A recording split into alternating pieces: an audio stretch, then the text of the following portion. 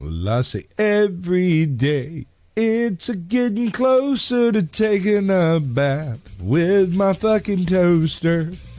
We're not qualified. Explorers in the further regions of experience.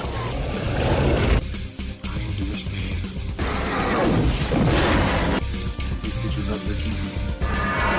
Then the hell with you.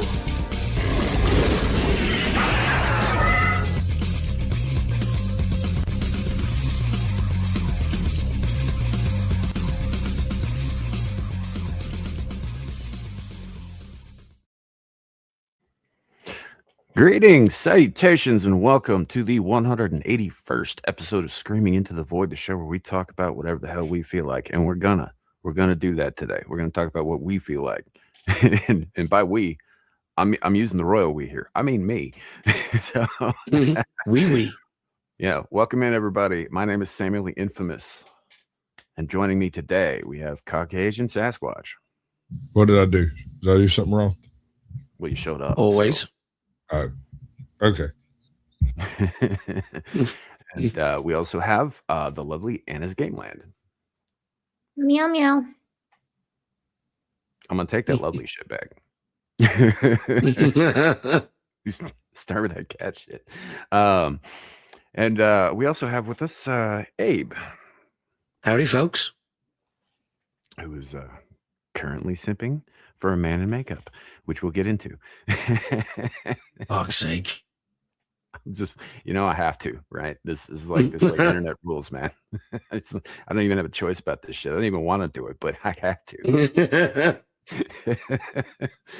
So welcome It's in, everybody. fine. Right? We are live currently on Twix, Rumble, and two separate YouTube channels, Caucasian Sasquatch and Samuel the Infamous. If you're in any of those places, drop a comment. Let us know you're here. And we'll do our level best to acknowledge you as we proceed with the conversations.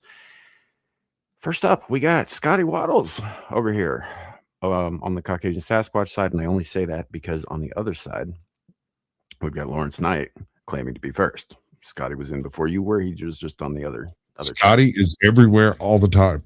Right? Oh, we also have Arden Party in the chat with us. Good to see him, brother.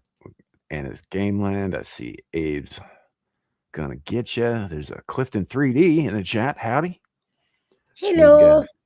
Squirrel Sniper 138, which, I mean, that's a pastime. Sure.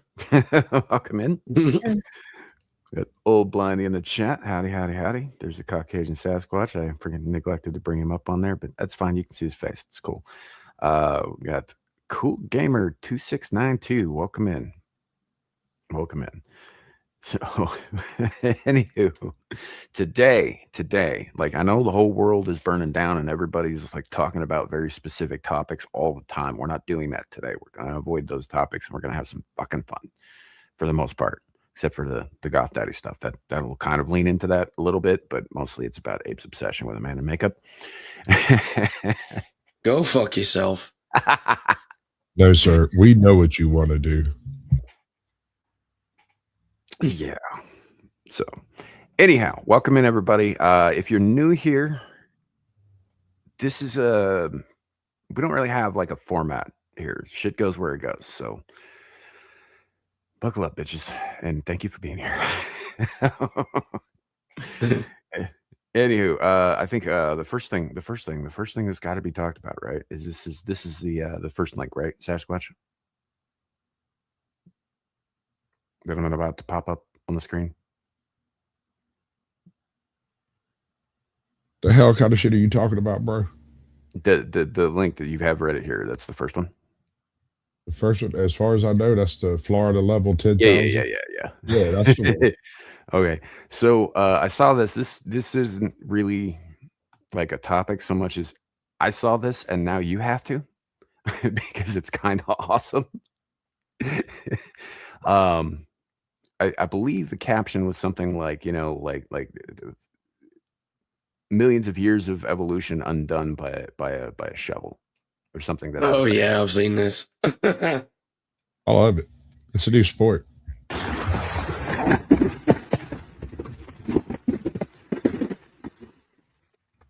Fuck you. Fuck you.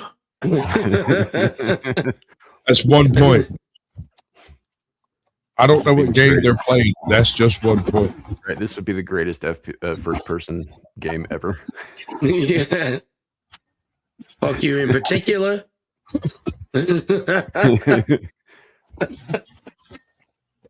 one wants to fight. This is hilarious. Get in there.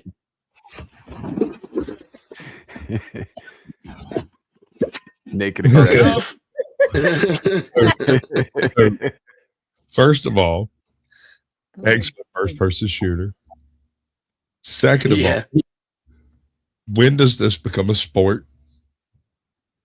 Because Right? you know what he's doing. Already? He's training them to avoid humans by walking up and whacking them on the head with a shovel. It don't really hurt them. Sort of pisses them off a little.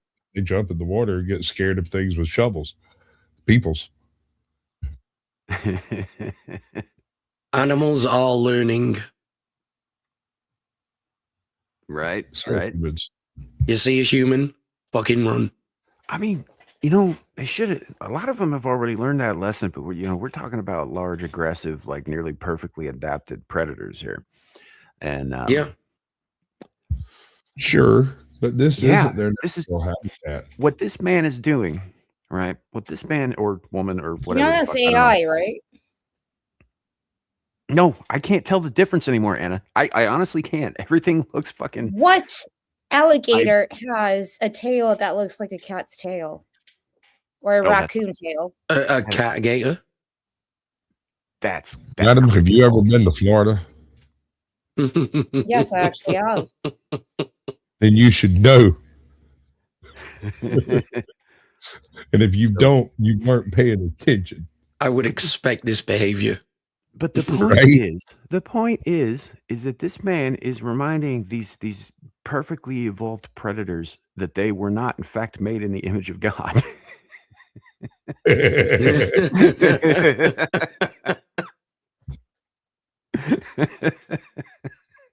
It's like, you didn't give alligators the dominion over the earth. Just saying. I first saw this clip a few years ago, actually. So I'm not sure if it is AI or not. It is AI. You can tell. I can't tell the difference anymore. Look at the shovel. I can tell. I have shovels that look like that. When was the last time any of you used a shovel? Well, mostly I just stand out on my porch when my kid's boyfriend is, hanging out. I hold the shovel. And I don't say anything, but I look at him real intent in the eye while I hold the shovel. And you just twirl it a little bit. I don't even have to do that, really. I just kind of lean on it a little bit and just kind of send vibes his way, vibes that are easily understood man to man. Or, murderer to victim, as it case may be. and you don't blink. Not when he's looking, anyway. Oh, yeah. Those were the days, man. Those were the days. And if you ask me, that's just how it's got to be, right? Any boyfriend who doesn't fear their girlfriend's father isn't doing it right. Or at least the father's not doing it right. Yeah. No, Hey, I'm Jack, terrified. Jackalicious. I look like some Ragnar Lothbrok type motherfucker, about 6'2", 6'1". Right. Not small. Yeah. Spent half my life throwing hay bales, so. Oh, talking of fathers. Hello, Father Jack. Welcome in, Devil. What's And up? hello, Dove. I think we're discussing, apex predators being put in their place with a shovel. With a shovel? Yeah. Mm-hmm. Well, So this thing. Oh. I think this is. I'm just curious, what level of Florida man is this? Intermediate. I don't know. This seems borderline entry level. Dude, apparently there's a third species of monkey that has gotten loose in Florida, and now their territories are starting to overlap, and we're having monkey wars in Florida. Right. Like beginner level Florida man is that dude who turned himself in for murdering his best friend after he got high, and he felt bad about that, but his best friend was imaginary. Right. That's beginner level. And then this would be intermediate. And I think peak Florida man is probably somewhere between the dude headbanging in a hurricane with a flag and the guy who chucked a live alligator through a drive-through window. Anybody else kind of get the vibe this is how you would have to go through like the ghetto? Just grab something and just run through it like crazy enough that everyone just dodges you. Paula knows. Oh yeah. That was a wild video. Like, who the fuck throws an alligator through a drive-through? Even in Florida, it's a little much. The bad question is who doesn't. I mean, it was probably all methed up too. They probably have like a little like pet crate in the corner for when it happens. Hello, my favorite. So yeah, no, that was I just thought that was a fun place to start because I saw that and I was just like, oh, that's just delicious. I'm gonna be on and off camera because I'm finally eating for the day, so I've got a bunch of protein shit I have to eat. So sorry if I'm off camera for a bit. I'm listening. Yeah, it's fine. You're here. You showed up. So we do have a couple of other things I want to go over before we get into Abe's new obsession. Sorry about that. That was a slip of the tongue. Motherfucker. Starting with this here. Why do you hate me? I hate everybody, dude. Don't take it personal. He definitely hates both of us, Squatch. PTK. How about that? Researchers just modeled the visual cortex of a monkey's brain, making accurate predictions on what those neurons were going to do using 5,000 fewer parameters versus their standard models. Now, one of the reasons I say that we will not have neuromorphic computers at home is because they are extraordinarily power hungry. Yes, they're very efficient. They look like a brain. You can even model an entire brain with every single spiking pattern in it. And you can accurately predict what a real brain would do. This is, by the way, why some people believe that digital mortality is. What she just said there about how power hungry these things are. So there was a company that recently scaled down the power requirements for this. Something fierce. It's gonna get weird, folks. It's gonna get weird. Mm-hmm. In fact, we're not gonna bring it up on the screen, but I'll bring it up here on my phone and let y'all know what I was talking about there. So Polymarket just put out a thing saying just in petri dish of human brain cells grown on a microchip has learned to play Doom. Essentially, what happened was this company called Cortical Labs put 200,000 real human brain cells onto a silicon chip and trained them to play Doom in just a week, which, each system, each one of these, basically these chips, these organoid chips cost about $35,000. They only consume about 850 to 1,000 watts combined, a rack of 30 of them, which is significantly lower power requirements than what we're using for like AI clusters currently, where they're routing whole power grids for this shit. Also, they can be brain dead enough to play Doom. I mean, apparently. And another video from this girl, man. I'm starting to, how like fighters will get upset because they'll start to enjoy the pain. Yeah.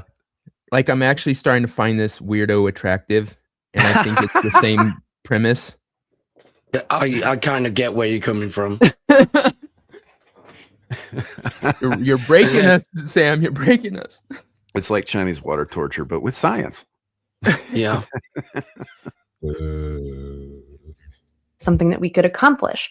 If you could accurately predict what every individual neuron will do, if you could accurately predict how a human would behave and how their brain would work, even the communication between neurons and between lobes, could you create something that's conscious? If you could do that, and the evidence seems to say that you can, you could create something that is indistinguishable from human thought. And that is one of the major goals of this kind of research. Yes, the goal is to create robots, AI, that are indistinguishable from a human mind. Fucking Cylons. Uh-huh. Yeah. You're a Cylon. And you're a Cylon. And you're a Cylon. You're a Cylon. Be like Oprah. So- You know, everybody look under their seats. You get a Cylon. You get a Cylon. Fucking Cylons, dude. 100%. Right, that bullshit. I do think there's a fair amount of literature and media that would say that's a bad idea, but I still kind of want to see it happen because I want to know if... What? All of it says it's a bad idea, going all the way back to Mary Shelley's pivotal novel, Frankenstein. Oh, Yeah. if I can go further than that, every single fairy tale, myth, and legend we have from the old world and the new are all cautionary tales about holding deals with inhuman intellect. Mm-hmm. All of them. Mm-hmm. Even Prometheus got screwed. Prometheus was a god, too. Yeah. The creation of the first golems. Yeah. Y'all know the story of the golem? Like the golem? Right? The golem of Prague? Yes, but it's So- really mixed up with some Terry Pratchett stuff and some D&D stuff. And So Terry Pratchett borrowed pretty heavily from this old story, but this basically That's what happened. Well, I was talking biblically, but yeah, sure. Yeah, so basically the story goes in Prague in like it was like 1600s or some shit like that. Jews were getting picked on again like they do.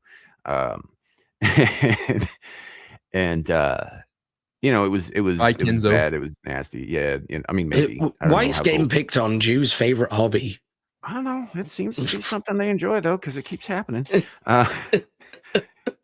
You know, but that said, so this rabbi was like, well, I need to protect my people and get revenge for all the slights against us, right? So he builds this clay man and he animates it with the sacred word. Depending on who's telling the story, it was either written on a scroll that was stuck under the clay man's tongue or it was carved into its forehead. Either way, and the word being like the secret name of God or some shit like that. The clay man comes to life, and when given an instruction, which was to defend and avenge his, the rabbi's people, the golem set out and began to do exactly that. And being a man of clay, he was nearly indestructible, immensely powerful, and he just started murdering folks left and right. But he didn't stop there, because the thing is, if you give a golem an instruction, they don't stop ever. The only way to stop them is to, destroy the word, which is to either get it to spit out the scroll, depending again on the version of the story, or to erase it from the forehead. It is clay kind of thing. And eventually the rabbi came to see regret for his actions because he caused so much destruction with this fucking thing that it was like, well, fuck, this wasn't worth it kind of thing. And it's not a happy story. A lot of people die. Pretty much everyone that encounters him. Yeah, and basically the moral is like, maybe don't unleash fucking supernatural powers on your enemies that you can't control. The secret name of God, turns out, just Dave. I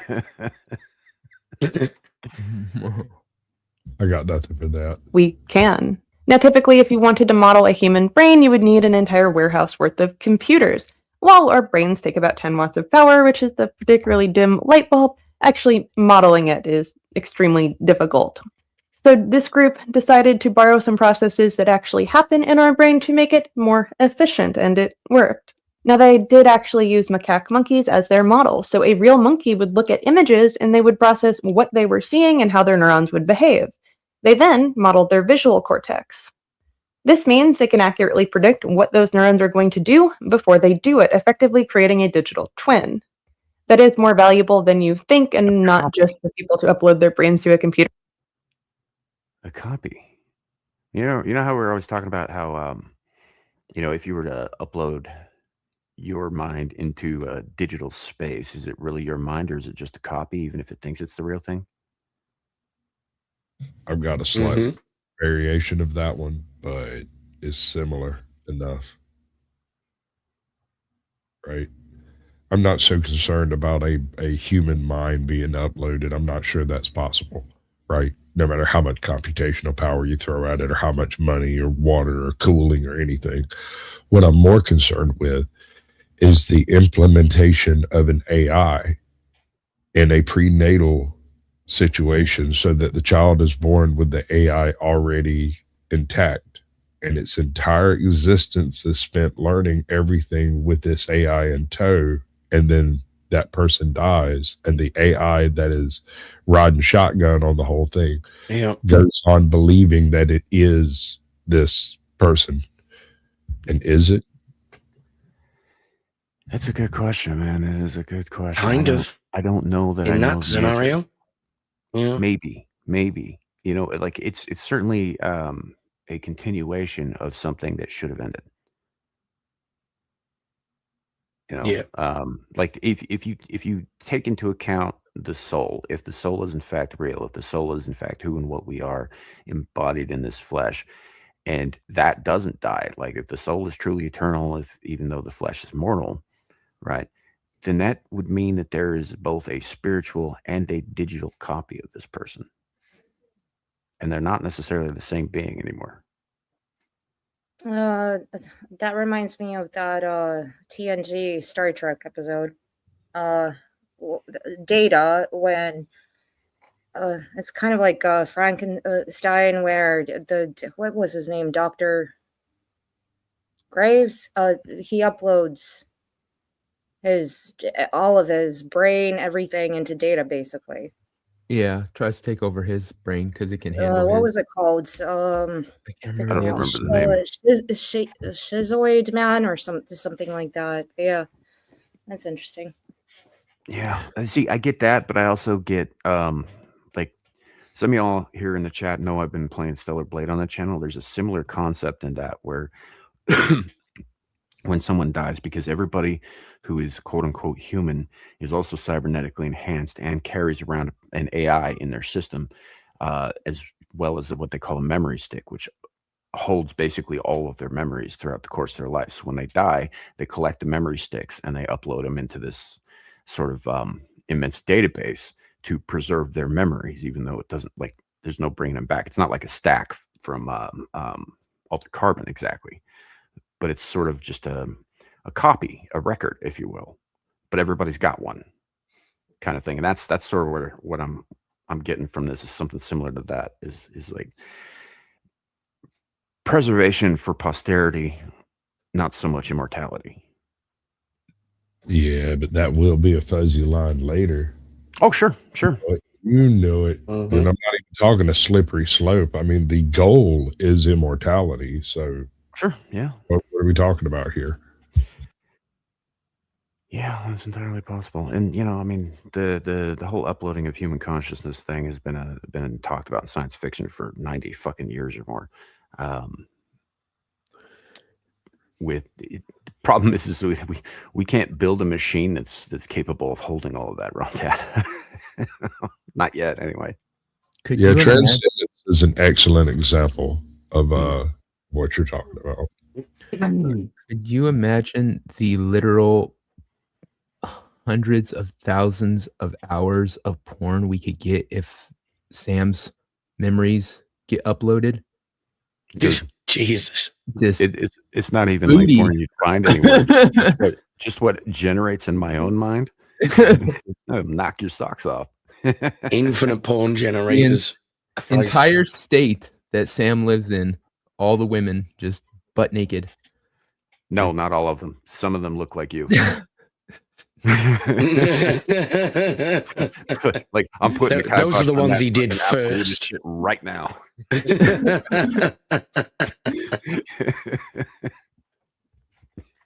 No, we've got some women out here that certainly look like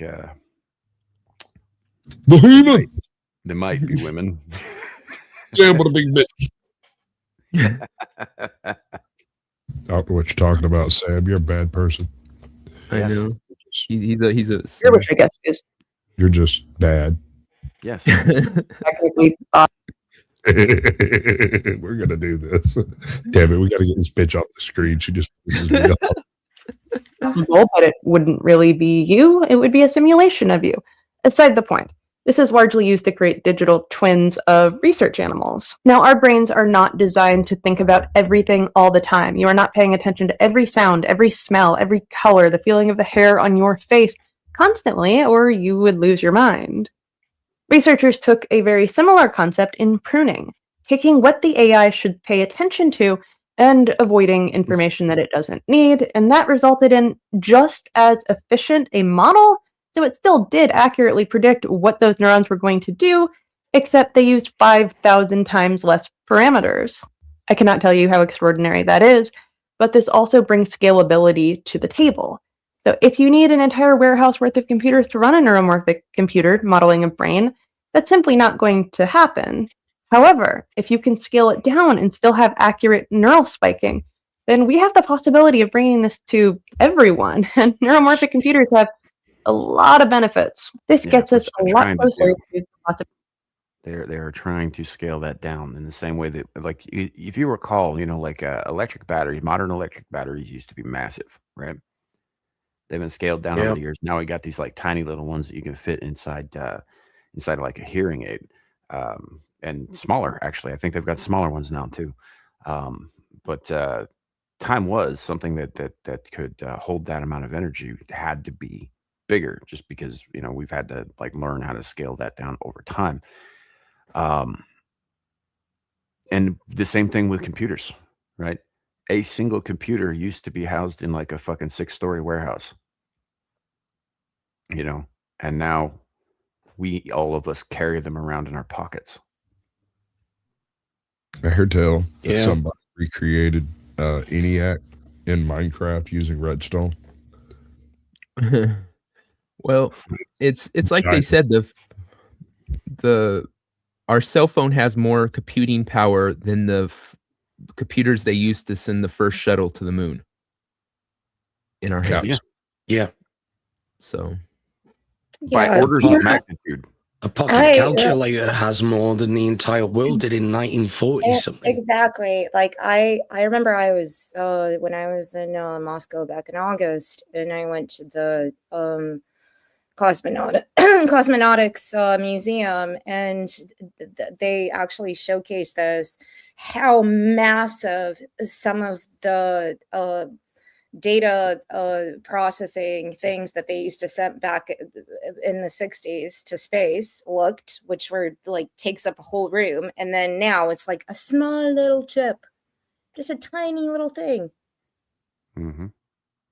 And that it's like what you're talking about, hearing aids and all of that kind of stuff. Like, look at what Musk is doing with his Neuralink thing. Yeah. Honestly, I think that these organoids are going to play a part in the Neuralink saga to come. Mm-hmm. Well, and not for the better. It's just the middle ground between being able to put a brain in a computer versus put a computer in a brain. They're going in both directions on this, and so I don't know what to make of the future. Ladyboy's going to be real hard to spot later. Organoids sounds like an 80s cartoon. I'm just saying. It does have a really cool intro. I would watch. I would probably watch a Brain Organoids, cartoon from the 80s. That would be. It's like nothing but like Krang and his pals. Because I mean, if you think about it, he's basically that's what him and his exosuit are. They're just big. Grody. Yeah, I don't know, man. I think that we're hurtling towards our own soft extinction with this shit. And by soft extinction, I mean the transhumanist shit. I mean the cyborg shit and the digital consciousness stuff and all of that. I think that at a certain point we will cease to be human Stop bashing cyberpunk. It's not even cyber. I kind of have this unwritten rule that I picked up from some old Halo novels. In the Halo novels, it's referred to as the Cole Protocol, if anyone's familiar with that. And it basically distinguishes people who are human versus people who are not based on what types of extraplanetary experiences they've had. So if you encounter aliens, you're no longer human. Your job is to protect the human species by going elsewhere and not bringing them to Earth. You're on your own, your whole ship. If it happens to be a galactic space liner named the Titan, then fine. Yet they all just go make a colony some fucking where else. They don't come back to human space at all.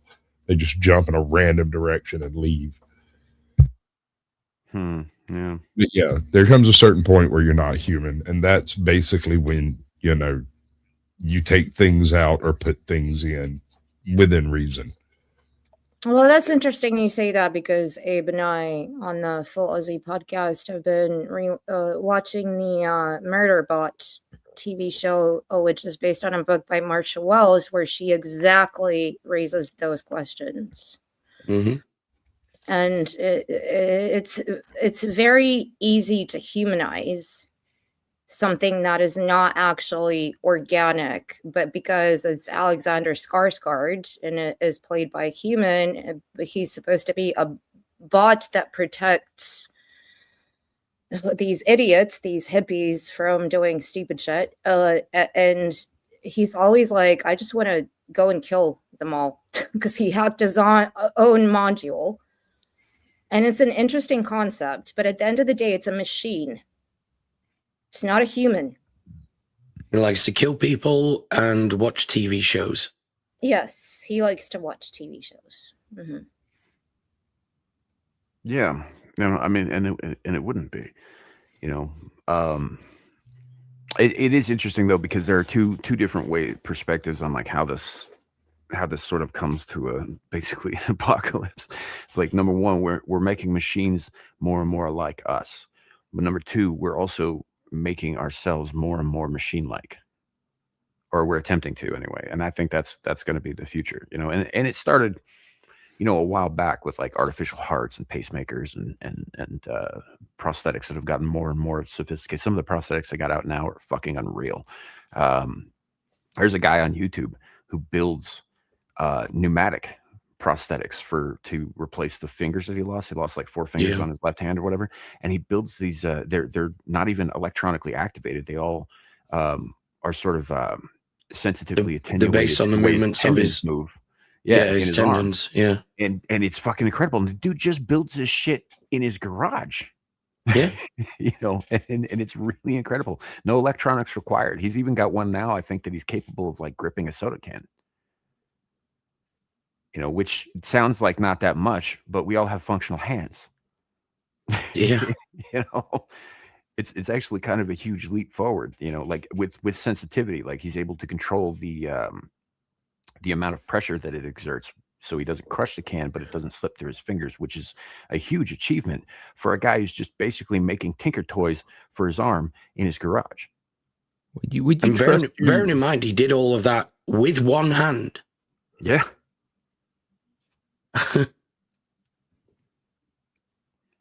Yeah, it's We crazy. get this bitch off the screen yet? Yeah, we should probably finish the video.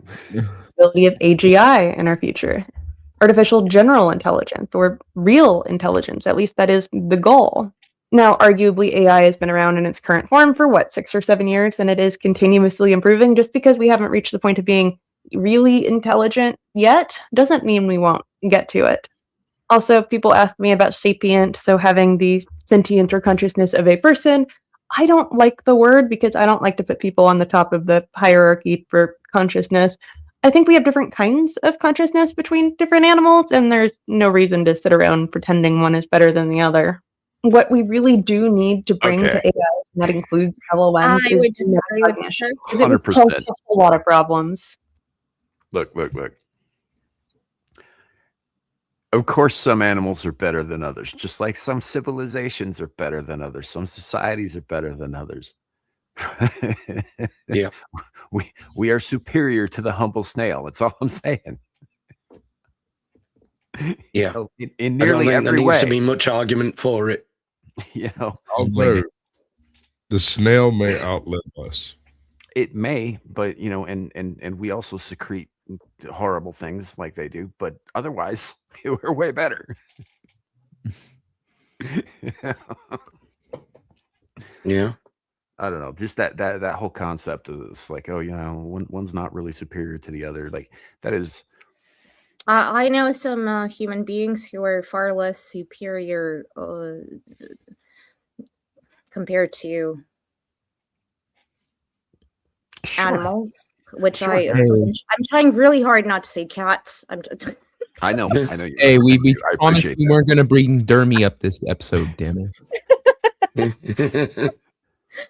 Yeah, no, there's different, also in different species. It depends on your genetic makeup, because some animals, some breeds are, again, I'm going to refer to cats. They're bred to be with dogs too, with certain things. But some humans, I don't know what happened with the genetics and the DNA. Yeah. Look, some things are obviously adapted better to certain situations than we are. For example, we can't swim like fish do, or we can't fly, etc. at all. But I think the initial video that we started with proved very much that what that two opposable thumbs and a frontal lobe will trump a lot of things. Especially if those two thumbs are holding a shovel. Yeah.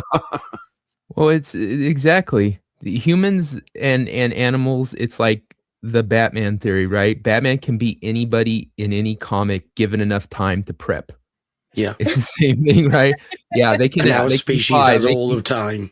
Yeah, they can fly. They can swim faster than us. We can figure out how to kill them. That's what makes us superior. Yeah. So I don't know, but that whole statement about no one species is superior to any other, I think, is complete bullshit. Yeah. So, but real quick, because again, how many of us on the panel have night vision? We can. I have better night vision than I do day vision. Or like but then again, I don't go out in the day, so actually have like really good sniffing things out. Like, come on. I can't smell for shit, but I can hear dog whistles. Can you? Yes. It's very annoying. You dog.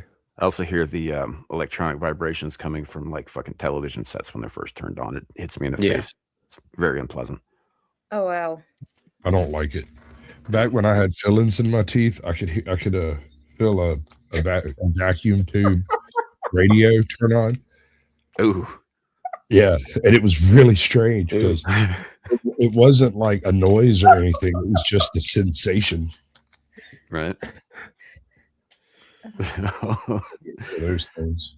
Well, our good friend Tomby, he actually has an additional cone in his eyes, so he can see colors that other people can't see. Right, that's rare. Mm-hmm. Yeah, he's a freaking X-Men. What the fuck? He's certainly a mutant. He fucking is.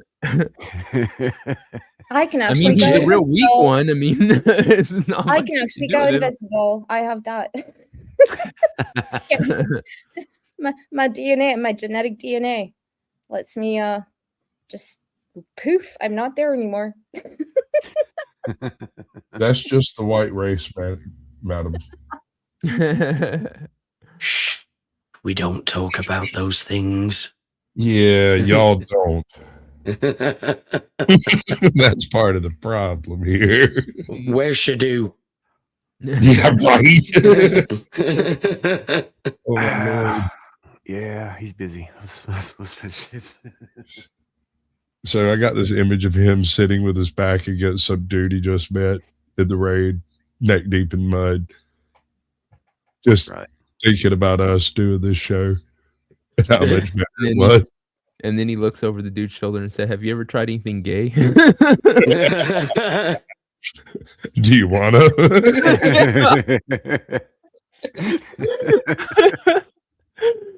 I absolutely love you, Don't you ever change, kid.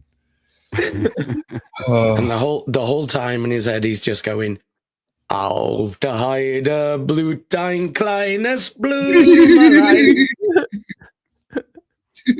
Und das heißt." I mean, you didn't have to continue it. We got the point. Stop that with 2 syllables ago, bro.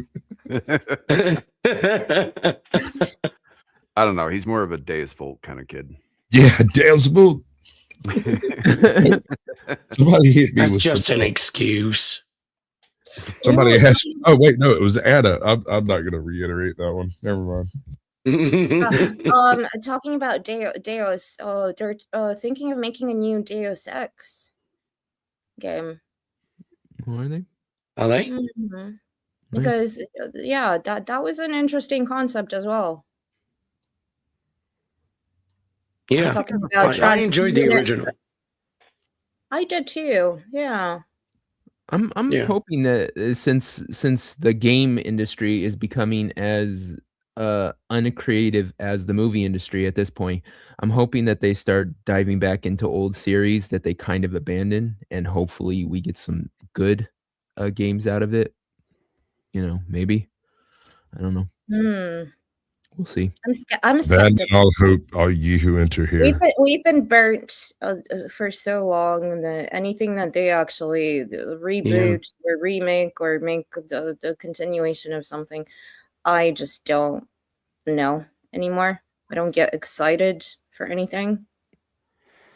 But apart from Mortal Kombat debate with Carl Urban, but I've talked about him for so long that I don't care. But yeah, no, yes, Squatch. They make this thing called a wand, and it plugs right into the wall, and you can get really excited about things. I mean, don't borrow Sasquatches. It's been in some unsavory places.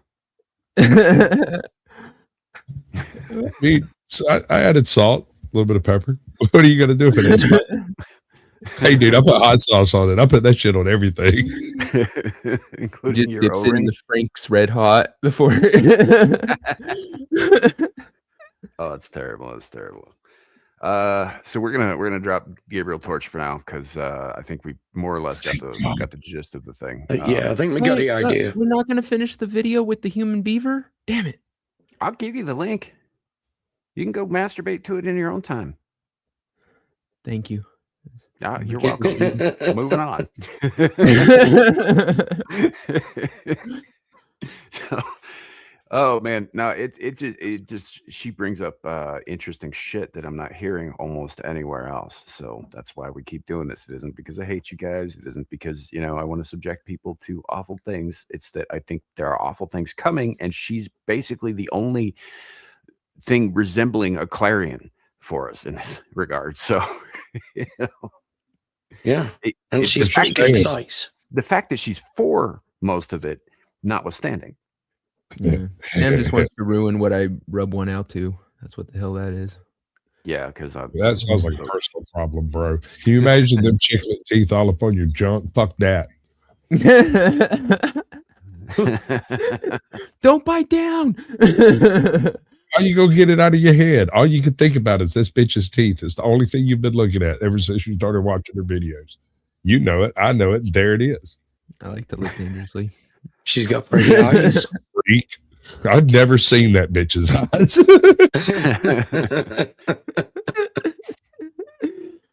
Oh my god. I'm sorry, Miss George. I ain't got nothing against you, chick. I'm just doing it for the funsies. Just let it go.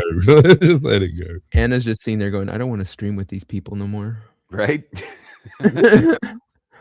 Don't think she ever did. We forced her into it. Yeah. Paula, it's been many years, but I did read Foundation. Mostly. I say mostly.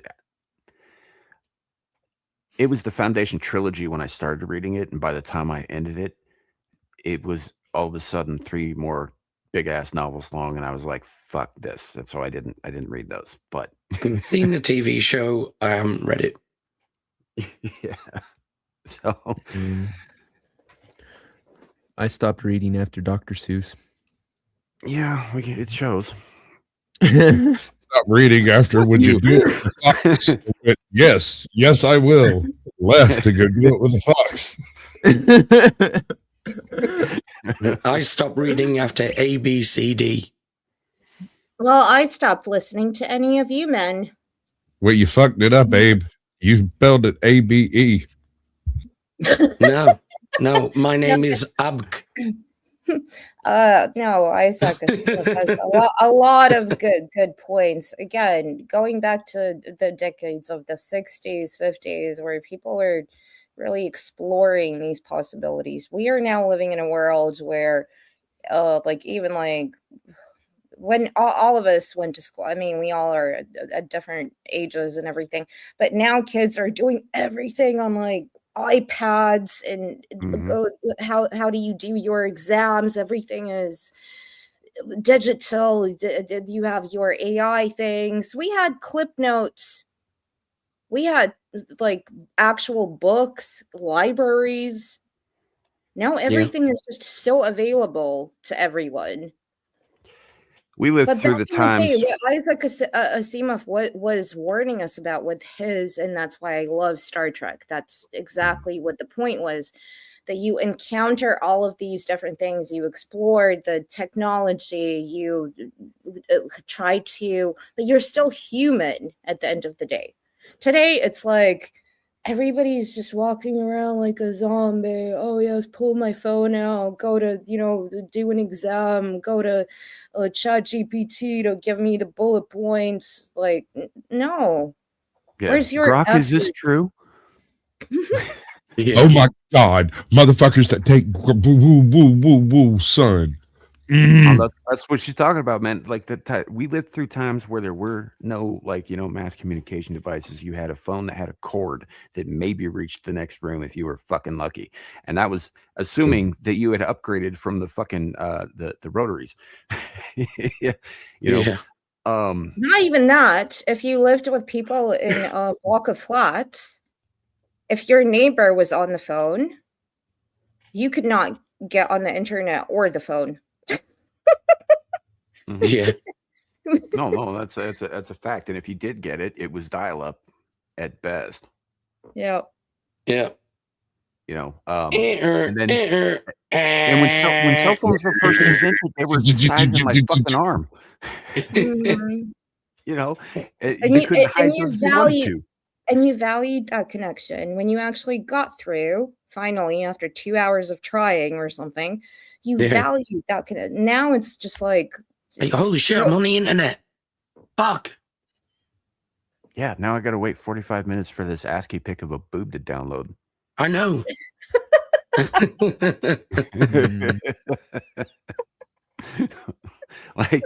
Because that was the thing at that. I mean, we were fucking teenage boys at the time. That was a thing. But and as we got older, like they introduced more computer stuff when I was in junior high. But we were talking like typing classes, right? Word processors, that sort of thing. It wasn't, Encarta didn't really start making the rounds into at least American schools in the region I was in. Holy shit. Until like, 7th grade or something like that. And, like we had access to the internet, but it was like the internet was new as far as the public was concerned. Like it obviously DARPA and all that shit goes back a ways, but, it was new for us. And so we lived through all that stuff. And at that time, like nobody had a personal cell phone because they were still making them big, small enough to fit in a fucking pocket. They were still too goddamn big. And then, I remember, you remember having to turn your fucking phone in because they didn't want you having extraneous fucking electronic devices while they were trying to teach you. Oh yeah, no, that was not. You could not have no Nokia in the classroom. I missed that. I missed it. I was just old enough that there weren't cell phones until like the last couple of years. Yeah. And my girlfriend's dad had a sack phone, like a bag phone. Mm-hmm. And the damn calls on that thing were like 27 cents a minute. Yeah. Up to like it was ungodly expensive. It only went out to 1-900 numbers. Did you ever have one of those brick phones where you had to pull out the antenna? Yeah. I actually had one of those as a joke for a while. Back in like 2010 or so, I come across one at a flea market. And Yeah, I had a fucking Nokia for a long time, man. I was actually back in 1999. I was this is funny. I was walking through the woods when I was in Russia, and this guy's just walking around Shia LaBeouf with like a massive mess. I'm like, how, dude? Like, is this a satellite phone or something? Like, but it didn't look like it. But I remember, like, in Pretty Woman. Remember when Richard Gere pulls out this massive thing and he gets the antenna out? I think my favorite, giant 80s cell phone moment is probably in Hot Tub Time Machine when they go back to like 85 or whatever, and that guy's walking around. He's like, you'll never guess where I'm talking to you from. I'm on a mountain.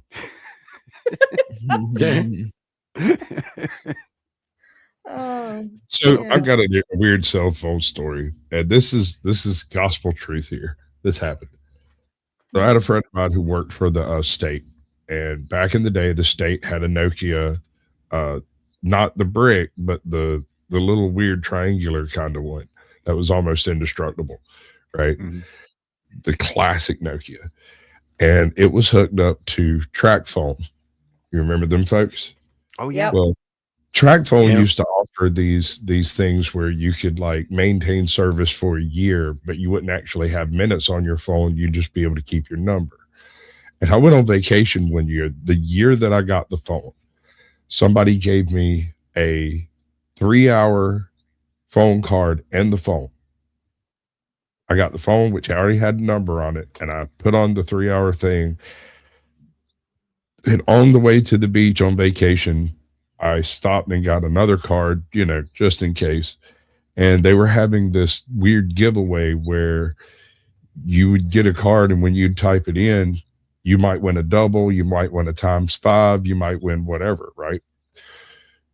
Mm-hmm. So while I'm on vacation, somebody else, I had said I didn't have any time on my phone before I left. Somebody else sent me another one of these cards, and I won like 3 5-time multipliers on a double-minute weekend. That motherfucker was good from like 2007 all the way into like, it's probably wherever the fuck it's at, it's probably still solid now. At the time it was past 2012, and I was like, shit, this thing's good past the apocalypse, right? Because world come in 2012, holy right? Shit. So I was utterly impressed, and one of these days I'm gonna go dig that fucker up. I'm sure it's around here somewhere. Get all the old ringtones off of it. Oh, I bet it still works. I bet it do. We actually had like actual calculators. Remember those days? Yeah. And you had to do exams and things, and you had what was the name of them? The Texas. Yeah, Texas Instruments. They made a bunch of fucking money back then. I'm pretty sure I've still got one somewhere. They were calculators. I have 2 actually. Yeah. Like you remember when they started coming out with the ones where you could actually like do graphing on them? Mm. Oh, that was luxury. Yeah. Real quick, LaPoe says, does the old Nokia considered a weapon back then? So here's the thing about those old Nokias. When we're talking indestructible, you could stick it in a sock and beat someone to death with it, and it would still work. Yeah. So it'd be fine. You can go look this up if you want. I'm not sure where it's at, but somewhere there is a Nokia museum. And in the Nokia museum, there is a Nokia cell phone that was carried by like a lieutenant in Afghanistan that took around. And the Nokia Corporation took it for like when it was found on the battlefield, it got sent in for I guess investigation, and they fixed it and sent it back to the soldier with the bullet still in it to prove that it worked, and he donated it back to the museum. Yeah. Nice. They fixed it. They didn't repair the case or anything. They didn't move the bullet. They just made it work the way it was, and was like, here, you can have your phone back. It still works. Homeboy left with like 4 broken ribs instead of his lung blowing out of his body like fucking Biden was at. Right. Classic Nokia. So no, they made some fucking hardy shit back in the day. I miss when things were made to last. You know, I do. I don't think that's a thing anymore. Those 33 and 34 10s, they were, yeah. Yeah. They probably still work. That kind of gets to the point that we were discussing before with the topic with the horse woman teeth woman beaver chick. But like back in the day, everything was simplistic, but it worked. Now we have iPhones. Every single week there's an update, but nothing seems to work. There's always some sort of way to buy more storage, do more of this, update your phone. And new updates break old functionality. Yep. Refrigerators and freezers from the 50s still work. So it is actually being more technologically advanced really helping us? Or well, is it? I don't think it's a trade-off. Technology so much as it is the live service as a subscription model of business. I think that's the problem is there's like, oh, you're going to keep paying us money all the time, one way or the other. You own nothing and be happy. Well, also you have to bear in mind that the brightest candles burn half as long. So we've got these basic supercomputers in our pockets at all times. They don't live forever. They're not meant to. No, and eventually mine's going to blow up in my pocket and probably take most of my fucking hip with it. Oh, hello, Dead Man. Thank you for being Dead here. Man, welcome in. Hey, Dead Man. Greetings and salutations. So this next thing that we got up, and then after this, I promise we're gonna skip the Rogan thing. We'll save that for another time. We'll get into the God Daddy thing after this. But this next thing I did want to bring up because I know there's a lot of people out there who love their pitties. You know, and I get it. I understand. But this woman makes a point that I think is important. And it seems like she's going in the other direction at the beginning, but she isn't. Have you seen the video of the pit bull that latches onto a baby? A human baby? Yeah. And it's got the baby for minutes. And everyone's trying to get the pit bull off. And they're all like, I don't know what to do. It won't let go. Okay. They're trying to choke it. They're hitting it. They're trying to yank its tail. They're trying the butthole method. And the pit bull is not letting go of this 1-year-old human baby. I'm laughing because I'm worked up. Okay. And then a grown ass man had the audacity to come on this app and say, I was trying to choke the dog. There was nothing I could do. It was like trying to choke a muscle. There was nothing I could do. Let me tell you what to do. I'm going to tell you what to do. Okay. Here it comes. Are you ready? Okay. So pit bull right here, right? There's the baby. You're behind the pit bull. Keep in mind, we've tried everything on this pit bull, right? And it's not let go of the baby. So its mouth is preoccupied with the human baby that we are trying to save, right? Okay, so you're safe. What you're going to do is you're going to be behind the pit bull. You're going to grab its little paws, okay? You're going to grab them good, real hard, okay? Real good grip, okay?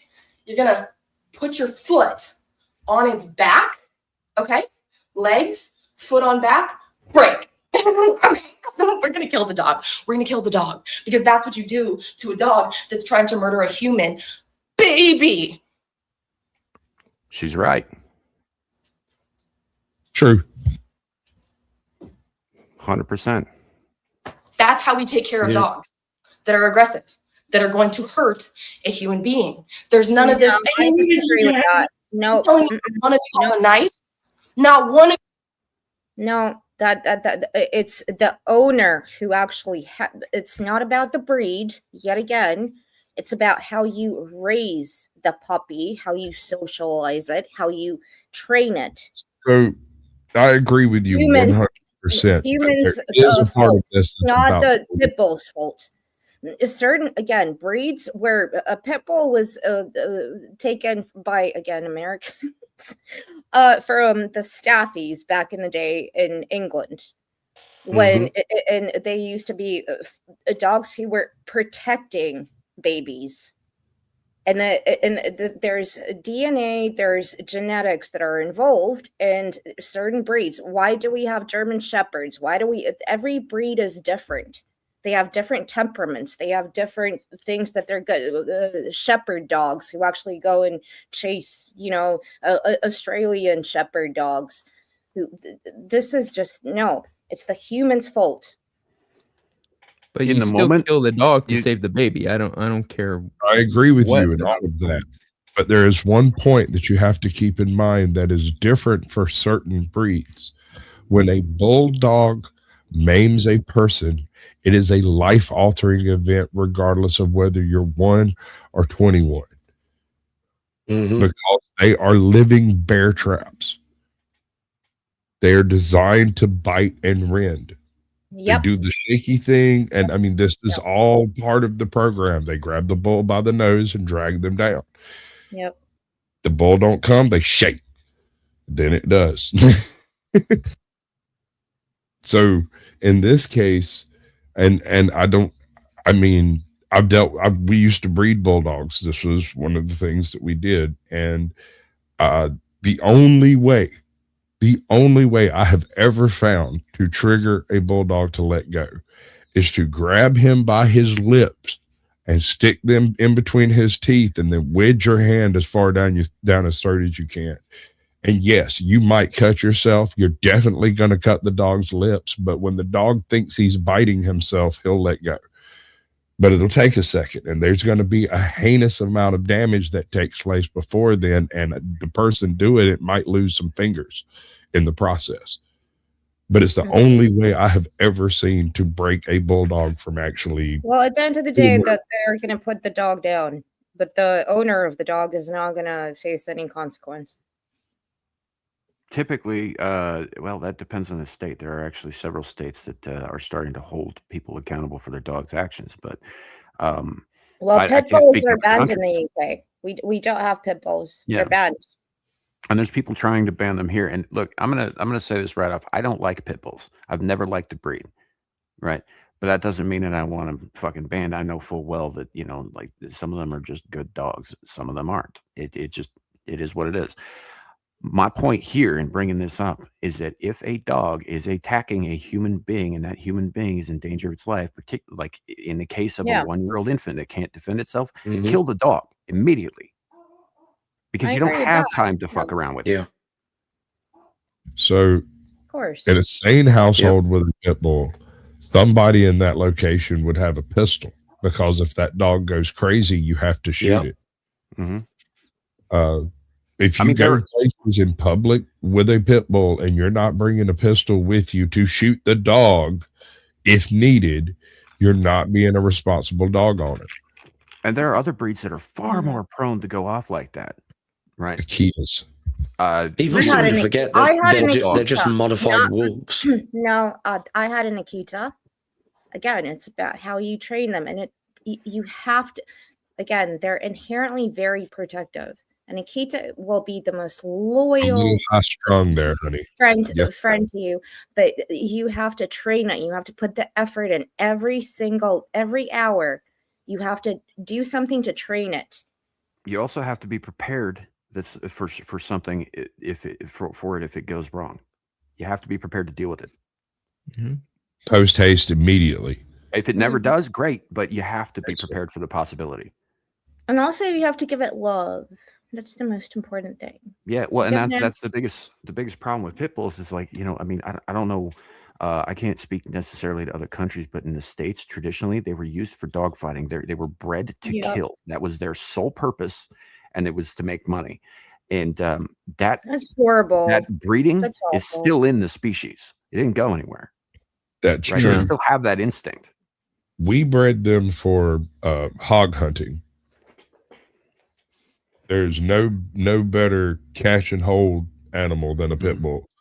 They are absolutely flawlessly designed to do that very thing. Yeah, it's like Saint Bernards were bred for search and rescue and like dangerous places. You've got border collies were bred to corral cattle. Like they have these instincts in them because we bred them to be in them. Exactly. Yeah.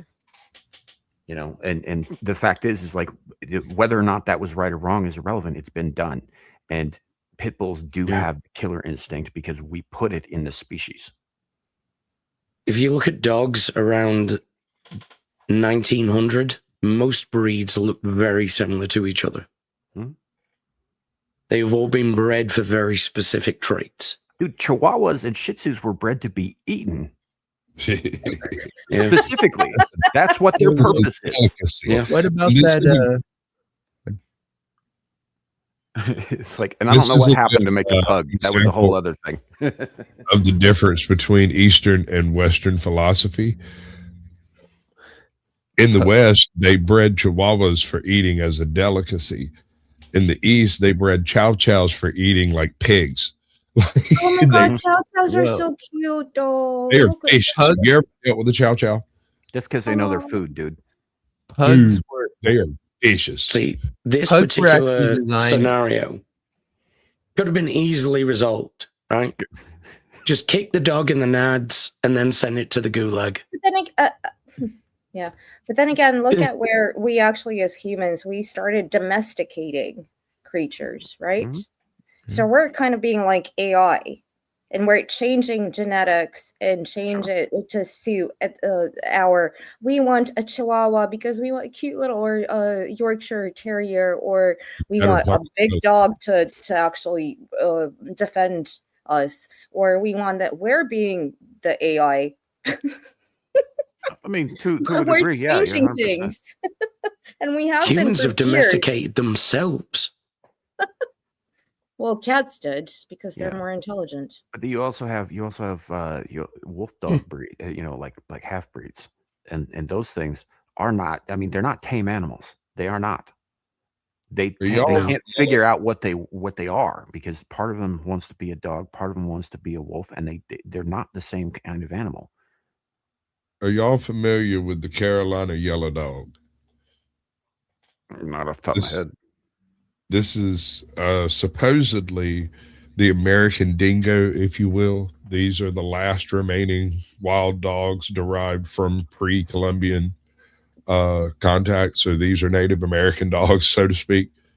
And they roam in packs all over South Carolina, North Carolina, and parts of like Tennessee and Kentucky. But they are rarer than hen's teeth. There's almost none of them left because they interbreed with coyotes and pet dogs and shit. So they're just horny as shit as well. Well, yeah, but they seem a whole shit ton of like recessive traits. And so in any breeding, it's the other breed that's mostly expressed, right? And so while a lot of dogs in the Southeast carry yellow dog, Carolina yellow dog genes, most of them are indistinguishable from a purebred. They just don't look like their parents in that case because the Carolina yellow dog is a very small genetic population. Yeah. Sorry, I don't know where that come from. It tastes like peanut butter when it happens. Fun facts with Sasquatch. Yeah. The American Dingo, folks, by Sasquatch. There you go. Dingo ate my baby. But that's my baby. Going back to what Sasquatch was saying about being a responsible pet owner and being prepared for the possibility, like what she says next is like, look, seriously, not one of you in this crowd has a fucking knife, And I mean, to be fair, like I carry a knife at all times, at least one, because I use them elsewhere, as tools and such. But I always have one on me. What? Yeah, like a Leatherman multi-tool. No, like a knife. I have a Leatherman too. Oh, just a straight up knife. Yeah. Usually more than one, but there's one in particular that I carry with me at all times because it's a utility knife, right? I mean, yeah, it's got the blade. Oh, like you got a license for that, mate? I don't need one. I live in Wyoming. A Swiss knife. You got one of them Paris knives, sir. No, this Step knife out of is, line. I need to search you. this knife is not a Swiss knife. It's bigger and it doesn't have nearly as many tools in it. Oh no, that's banned in the UK. Can't It does do have a that. bottle Get opener. arrested. Fucking everything's banned in the UK now. Always Yeah. need a bottle opener. Fucking bro. being British is banned in the UK. Check this out. Bring me up big screen for a second. Oh, yeah. I have a multi-tool in the shape of Sasquatch. I'm not even joking. I'm dead That's serious. brilliant. Somebody sent me this, I right? love that. And I was just drinking a bottle of bubbly. And I opened it with my Sasquatch opener. Awesome.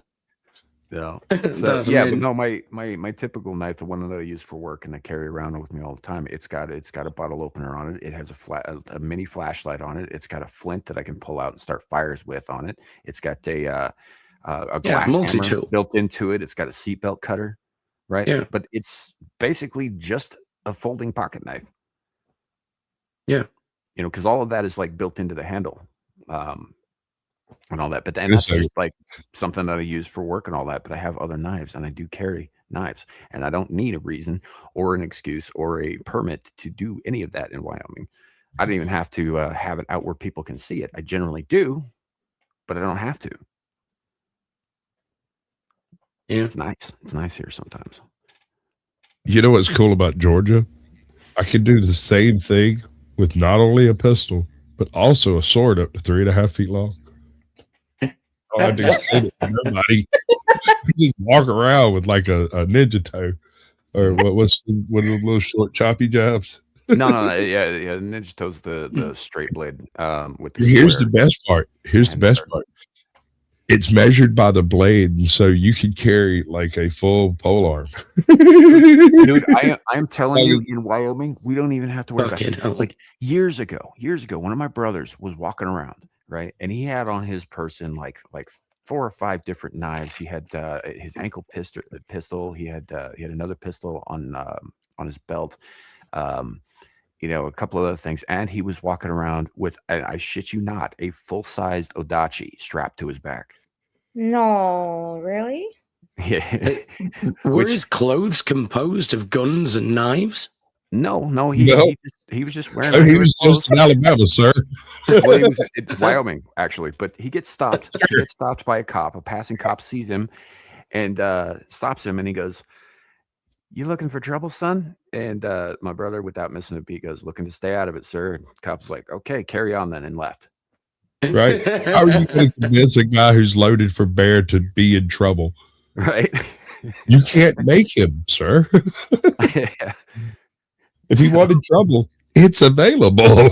I mean, and again, I got pulled over one time in Wyoming, right? And they were asking if we had any weapons in the car, and I was like, "Yeah, I got this, I got this, I got this, I got this. This is in the trunk." Why would this they is under the seat." profile you? Why would they pull you over? Oh no, they pulled us over because we were speeding like a motherfucker. Oh, what was that? No, they were right to pull us over. We were Sam was breaking the law. driving while white. No, it's Wyoming, and you have to speed to get there. It was like this one time I was breaking the law. The speed limit was 80. We might have been doing 98. It's a whole thing. Anyway, so they pulled us over for that. And Should have gone 88 miles per hour. I listed off all the things that I could Magic remember, things and happen. I said to him, I was like, that's what I can think of off the top of my head. There might be others, there might not be. I don't know for sure, but just be aware there's sharp, pokey shit everywhere. And then he's like, okay, well, and they, did the thing. They called our IDs in, and we had to sit there and wait for a while and all that stuff. And he had us open up the trunk so we could, make sure there wasn't anything untoward in there besides what we told him already was in there, which I was honest with him. And while we were waiting for them to run my my license, he's like, hey, can I hold that? Right. I don't even remember what it was. I think it was. I think it might have been my brother's Odachi. It was your dick. Car. And for those of you who don't know what an Odachi is, it's an anti-cavalry sword. Yeah. It's a nearly 5-foot blade used for chopping the legs out from under heavy cavalry horses. Yep. Right. It's a very big weapon. So, I got pulled over one time by GSP, and as soon as he blue lighted me, I knew like this was gonna be weird, but I didn't know how weird it was gonna be until it happened. The guy that was pulling me over was one of my brother's best friends in high school. And so I was like one of the little kids running around, and I remembered the dude, and I'm like, oh shit. He hasn't had a chance to fuck with me since we became GSP. This is going to be some super trooper shit. And I was on my way out to my pops to go shoot my AK style sporting rifle that I have. And apparently he had been talking to Pops when I called him, and he jumped in the car and ran me down to blue light me and pulled me over. He walks up to the back window of my truck, reaches in, grabs it, shuts it down, breaks it apart, blows it out, puts it back together, and then looks at me and goes, oh, no, I didn't want to talk to you. I just want to look at the gun. And then went back to his car and drove off. You couldn't have snatched that goddamn seat out of my ass. It sucked up my butthole so hard. I didn't know who it was at first. Until I saw him walking up to the car. I was like, oh shit. Did I take the clip out that thing? Did I shut the fucking one out the chamber? I don't remember. It's just sitting there. It's in plain view. Like, I ain't hiding nothing. It's not concealed or anything. Yeah. So I don't know. I guess all of this goes to the point where I'm just as surprised as this woman is that nobody else happened to have a fucking knife on them. Why didn't anybody have a gun? That was my question. Because if you they were trying. There were at least people actually stepped in because I agree there. Situations happen where people are like, I don't want to get involved. It has nothing, and they just walk by. Here, people did step in. I agree. I just think that sometimes if you don't know what to do, trying to do something, can help, but sometimes it makes things worse. Yeah. And it sounds like these people had all heard different things to try, and they were all trying all the things, but it never occurs to any of them. And this is a persistent problem in the United States, especially with leftists and people who go around saying like my fur babies and my pets are my children and all that shit. No, they're fucking not. You're not even the same species. Shut your whole mouth. No. The fact is, that there is a sentiment in this country among certain people that animal lives are worth more than their own species. No, of course not. Bro, and that is objectively I don't know, correct. man. You've heard me say this before. If I've got a neighbor and a dog, and the neighbor suggests eating my dog, the dog can help me find more neighbors. Yeah. Yeah. I'm Dogs just are saying. useful. You're talking apocalyptic scenario. I'm talking Sure, about right sure. fucking now. No, I'm talking about a regular Tuesday. Arden asked a question for all of us. Question for the panel. Would you rather the average person yes, thank you. There you go. Average person carried a sword, a gun, or pepper spray? None of this is allowed. I think everyone should be required to carry a pepper spray. I just think that would make life much funnier. No, I think pepper spray. No, you can't do that. You can't carry mace in the UK. I think it should be legal to carry a firearm, but I think everyone should be required to carry some sort of chemical deterrent. Let me put it this way. I think everybody should. I'm kind of with Sasquatch on this. Everybody should carry the pepper spray. Everybody should be legally allowed to and also trained to use firearms. But I also think everybody should be trained to use a sword, because at some point after the apocalypse, we're going to run out of bullets. Speak for yourself, bro. Those things ain't that fucking. I swear to God, it might not be clean. Okay, Michonne from Walking Dead. I didn't know. I'm just saying. Like Michonne. Yeah, my axe doesn't run out of ammo. You're not wrong. You're very, very right. And neither does my sword. So, like, I would just never want usage of a gun to be people's first response. Yeah. It depends on the circumstance, bro. If usage of a gun has already been implemented, then usage of a gun, as i.e. the good shoot, is well, in that case, then yeah, sure. That is exactly the prescription. Yeah. So here's if someone's just being a dick, Look, man. Just spray the cunts and walk away. You're right, but this is why I mentioned proper training with the weapon, because part of that training is knowing when not to fucking use it, when not to have it out. Okay, when I'm not just gonna to do get a all that. robot who would do that for me. How about that? I mean, it's probably legal for the robot to have it in the UK, so but that's the thing. It's like martial arts, man. The point of knowing martial arts is so you don't have to fucking get into fights, so you know how to learn how to avoid them. You can if you need to, but the idea is to deter that. So if everybody's armed with firearms and everybody's trained with firearms, yes, in the beginning there will be some ugly situations. Unfortunate events. However, ballet dancers are so dangerous. Down the road, right? Well, they would be with a Mac-10. Down the road, They would be then, yeah. People. Martial arts are bullshit, people. If everybody's got one, right? They're not going to want to die. They're not going to want. And first of all, at some point, ammo is going to get expensive. They're not going to want to expend ammo for bullshittery, right? People will be more polite down the road. It'll get ugly at first, yeah. But at a certain point, if everybody has them and is trained to use them and understands that it is a last resort option in most situations, I don't believe that you will have a bunch of people going to it first. Do you remember the Kingsman, the training that homeboys go through? Yeah. Right. And they get to this point where they're given a dog and they have to train the dog and feed the dog and all the dog stuff. And then they have to kill the dog, right? As brutal as it sounds, you don't know what you're doing when you're just shooting targets, right? Yeah. Hunting is a good example of the type of damage these things do. Now, this splits down a hair because on one side of this blade, you have a trained response that is accurate, tactical, and efficient. On the other side, the same person doing that trained response doesn't understand things like over-penetration and things like that because they've never dealt with a real life shoot scenario, which I've only encountered in hunting. So, I mean, yeah. Well, and it's one thing. It is one thing to shoot targets and say you're prepared. It's a whole nother thing to shoot at a living thing. That is true. And this is the difference between the US military and the British military.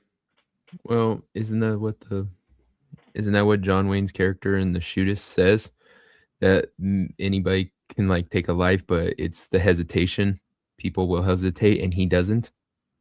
That's what made him good. Yeah, and they hesitate for good reason because it's hard, because it's an awful fucking thing. Yeah, and it should be.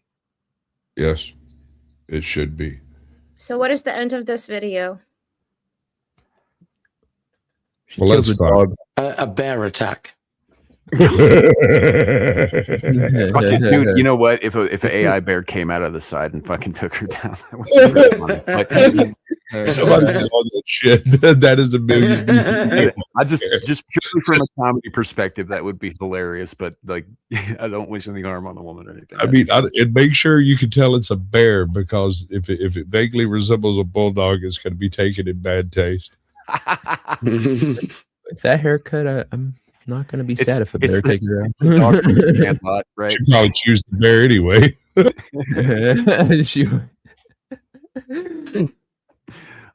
But hey, she is kind of cute. I kind of want to lick her tattoos. Definite smash, but smash and then drop back off at the bar. Yeah, and she's wearing a weird Shrek t-shirt. Hey, Larry. Shrek is love. Shrek is life. Hello, Larry. Hello. Hola. It's all over now. Hey, Larry. What's up? So I saw a mirror last night. I'm sorry. I can't control what you do when I'm not around. No, you can't. All right. Well, let's talk about that after we finish the video. All right. Excellent. Of you carries a knife in your back. Not a single one of you is willing to stab the dog who's about to murder a human baby.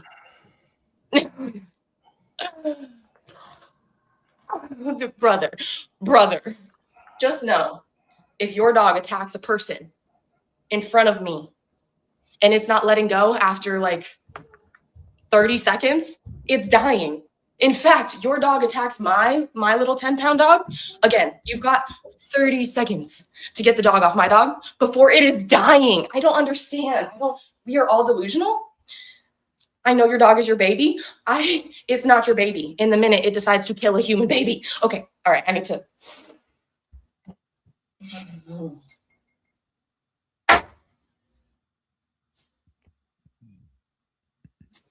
Okay. Why does she keep showing us how to put on socks? Yeah. Well, it's I know, the right? same It's motion crazy. that you use to break a dog's neck. I don't put on socks. It's like, And dear, you you can coincidentally, do put on both. very difficult He has socks. a point. It's one big sock. We got violent people will always look for a reason to be violent, whether it's a good one or not. I mean, yeah, Yeah. that's Abe, I'm gonna give your green unitard wearing ass one shot at this. If he copyright claims us, I will be very put out, and I will write a very strongly worded letter. Shia LaBeouf. Shia's gonna get you. Shia's gonna get knocked out like he did at Mardi Gras. That's not the This first time this he's is done because that. Anna was walking through the woods one day. I don't wear a unitard when I do that. Not green ones anyway. Fucking weirdo. Yeah. She wears camo. She doesn't want her prey to see her coming. And she hums. You'll never see her coming. Oh my He has a god. particular set of skills. right. All right, No, but so I think going back to the actual point of that whole thing, Samael, how would I say it in Russian? No. Gay. Sam, the whole point of what you're trying to bring up is, yes, if an animal is attacking, I don't care if it's your baby or whatever you want to call it. If an animal attacks a child, you step in. That's basic, normal It's done. human behavior. It should When be. people are, oh, I'm not going to do it, because I saw in that video that the guy who actually had the dog, he stepped back and he was just standing there in the background and not doing anything. Sam, And then go ahead. Sorry. No, go ahead. I was saying Sam just showed us that video to justify him killing cats. He's gonna be like, the cat's coming for my baby. With the damn It's thing. way easier. They're smaller. You just gotta stop Blam, them. blam, blam, blam. It's just running around the streets killing cats, and he's like, "It came from my baby." He's like, "You don't have a baby." It's coming right for us. Oh, exactly. It's Coming right at us.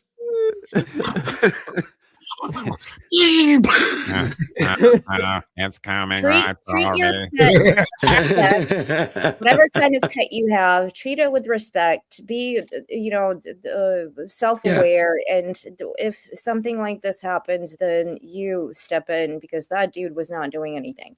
He was just standing there and letting other people come in, which I don't understand.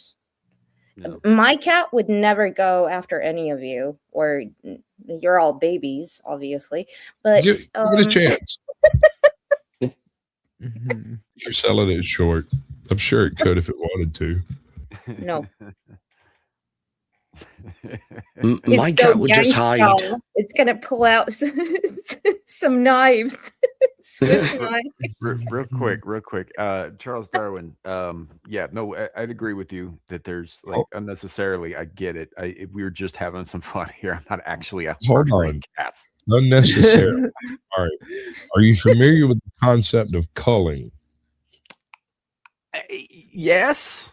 So yeah, but that's necessary.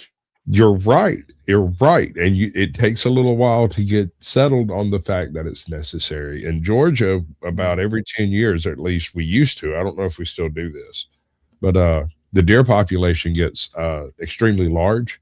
And when that happens, there's not enough food to go around and the entire population suffers. And you got to go and kill them. Yep. Same thing here in, yeah. Yeah. They hire people, dogs, to go and run the deer across fire lines and just literally massacre the damn things. And then the state sometimes will pay to have it all processed, and it gets like distributed out the food pantries and stuff like that.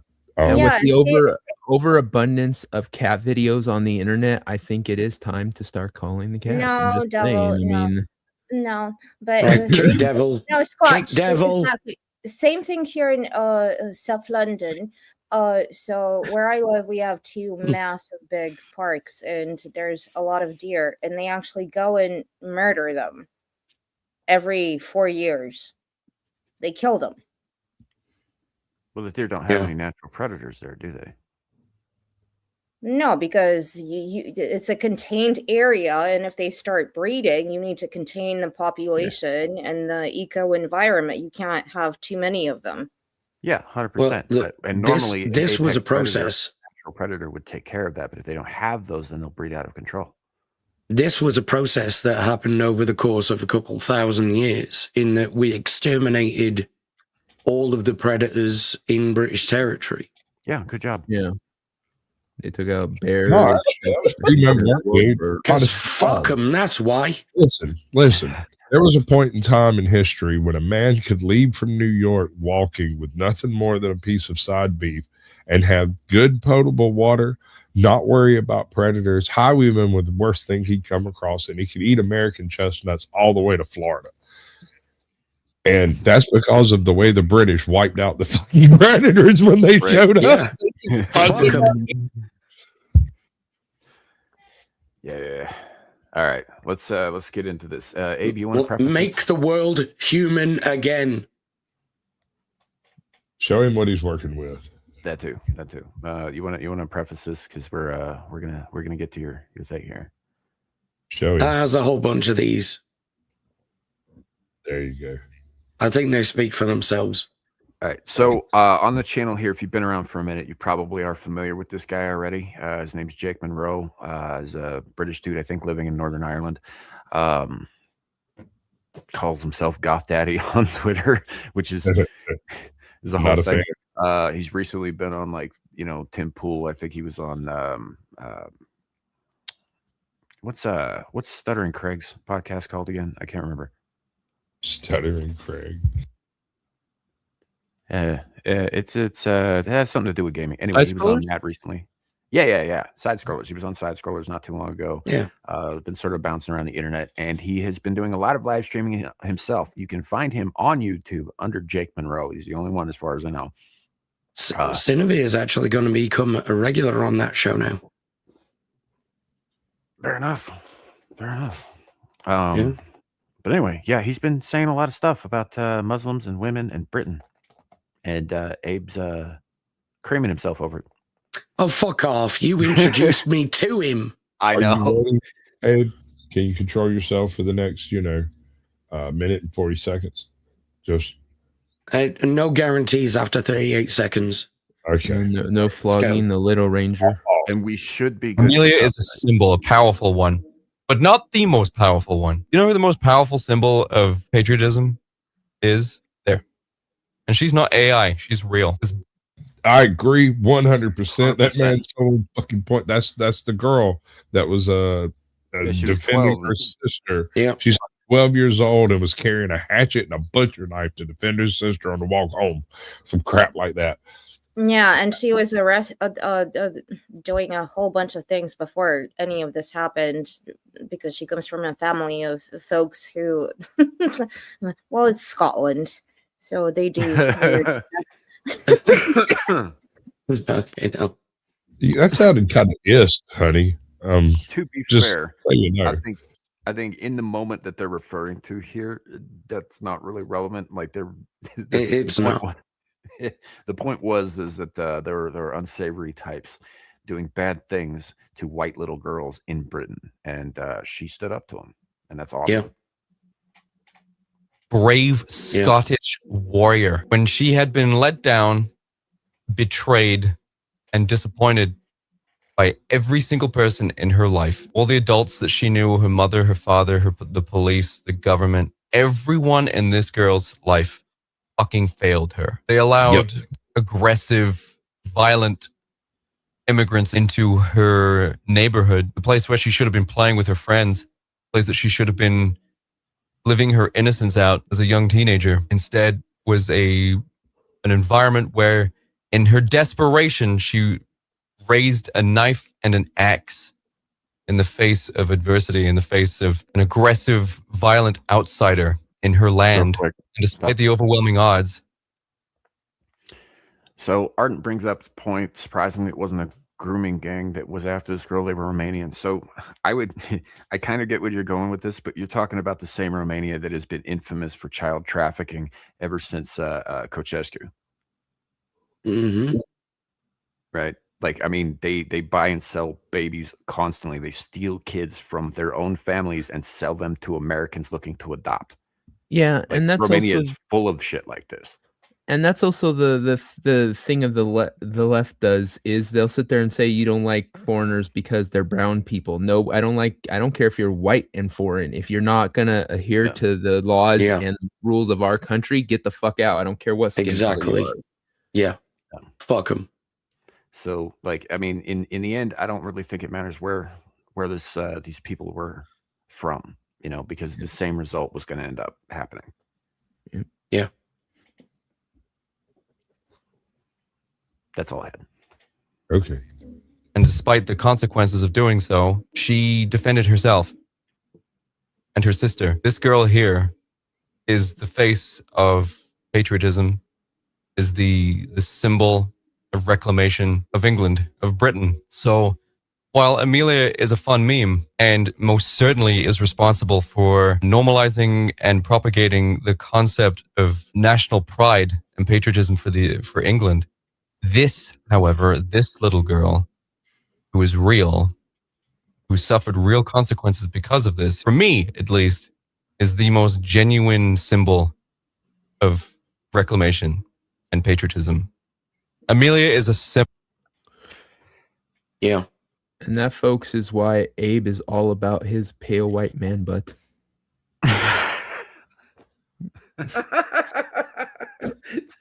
Okay, you're gonna make like a salient point here. Devil, I'm gonna take over from you and play devil's advocate. But okay, if this was a black girl that did that in the hood, because this girl was going around with her sister doing a lot of stuff, taking from people, stealing stuff, doing some nefarious shit. But now all of a sudden we are portraying her as some symbol. Look, her parents are a drug addict. They have, again, it's not her fault, but they have been going around doing some really bad shit. None of that is relevant, though, to the incident. Hold on. Let me ask you this. Like is she in a similar scenario?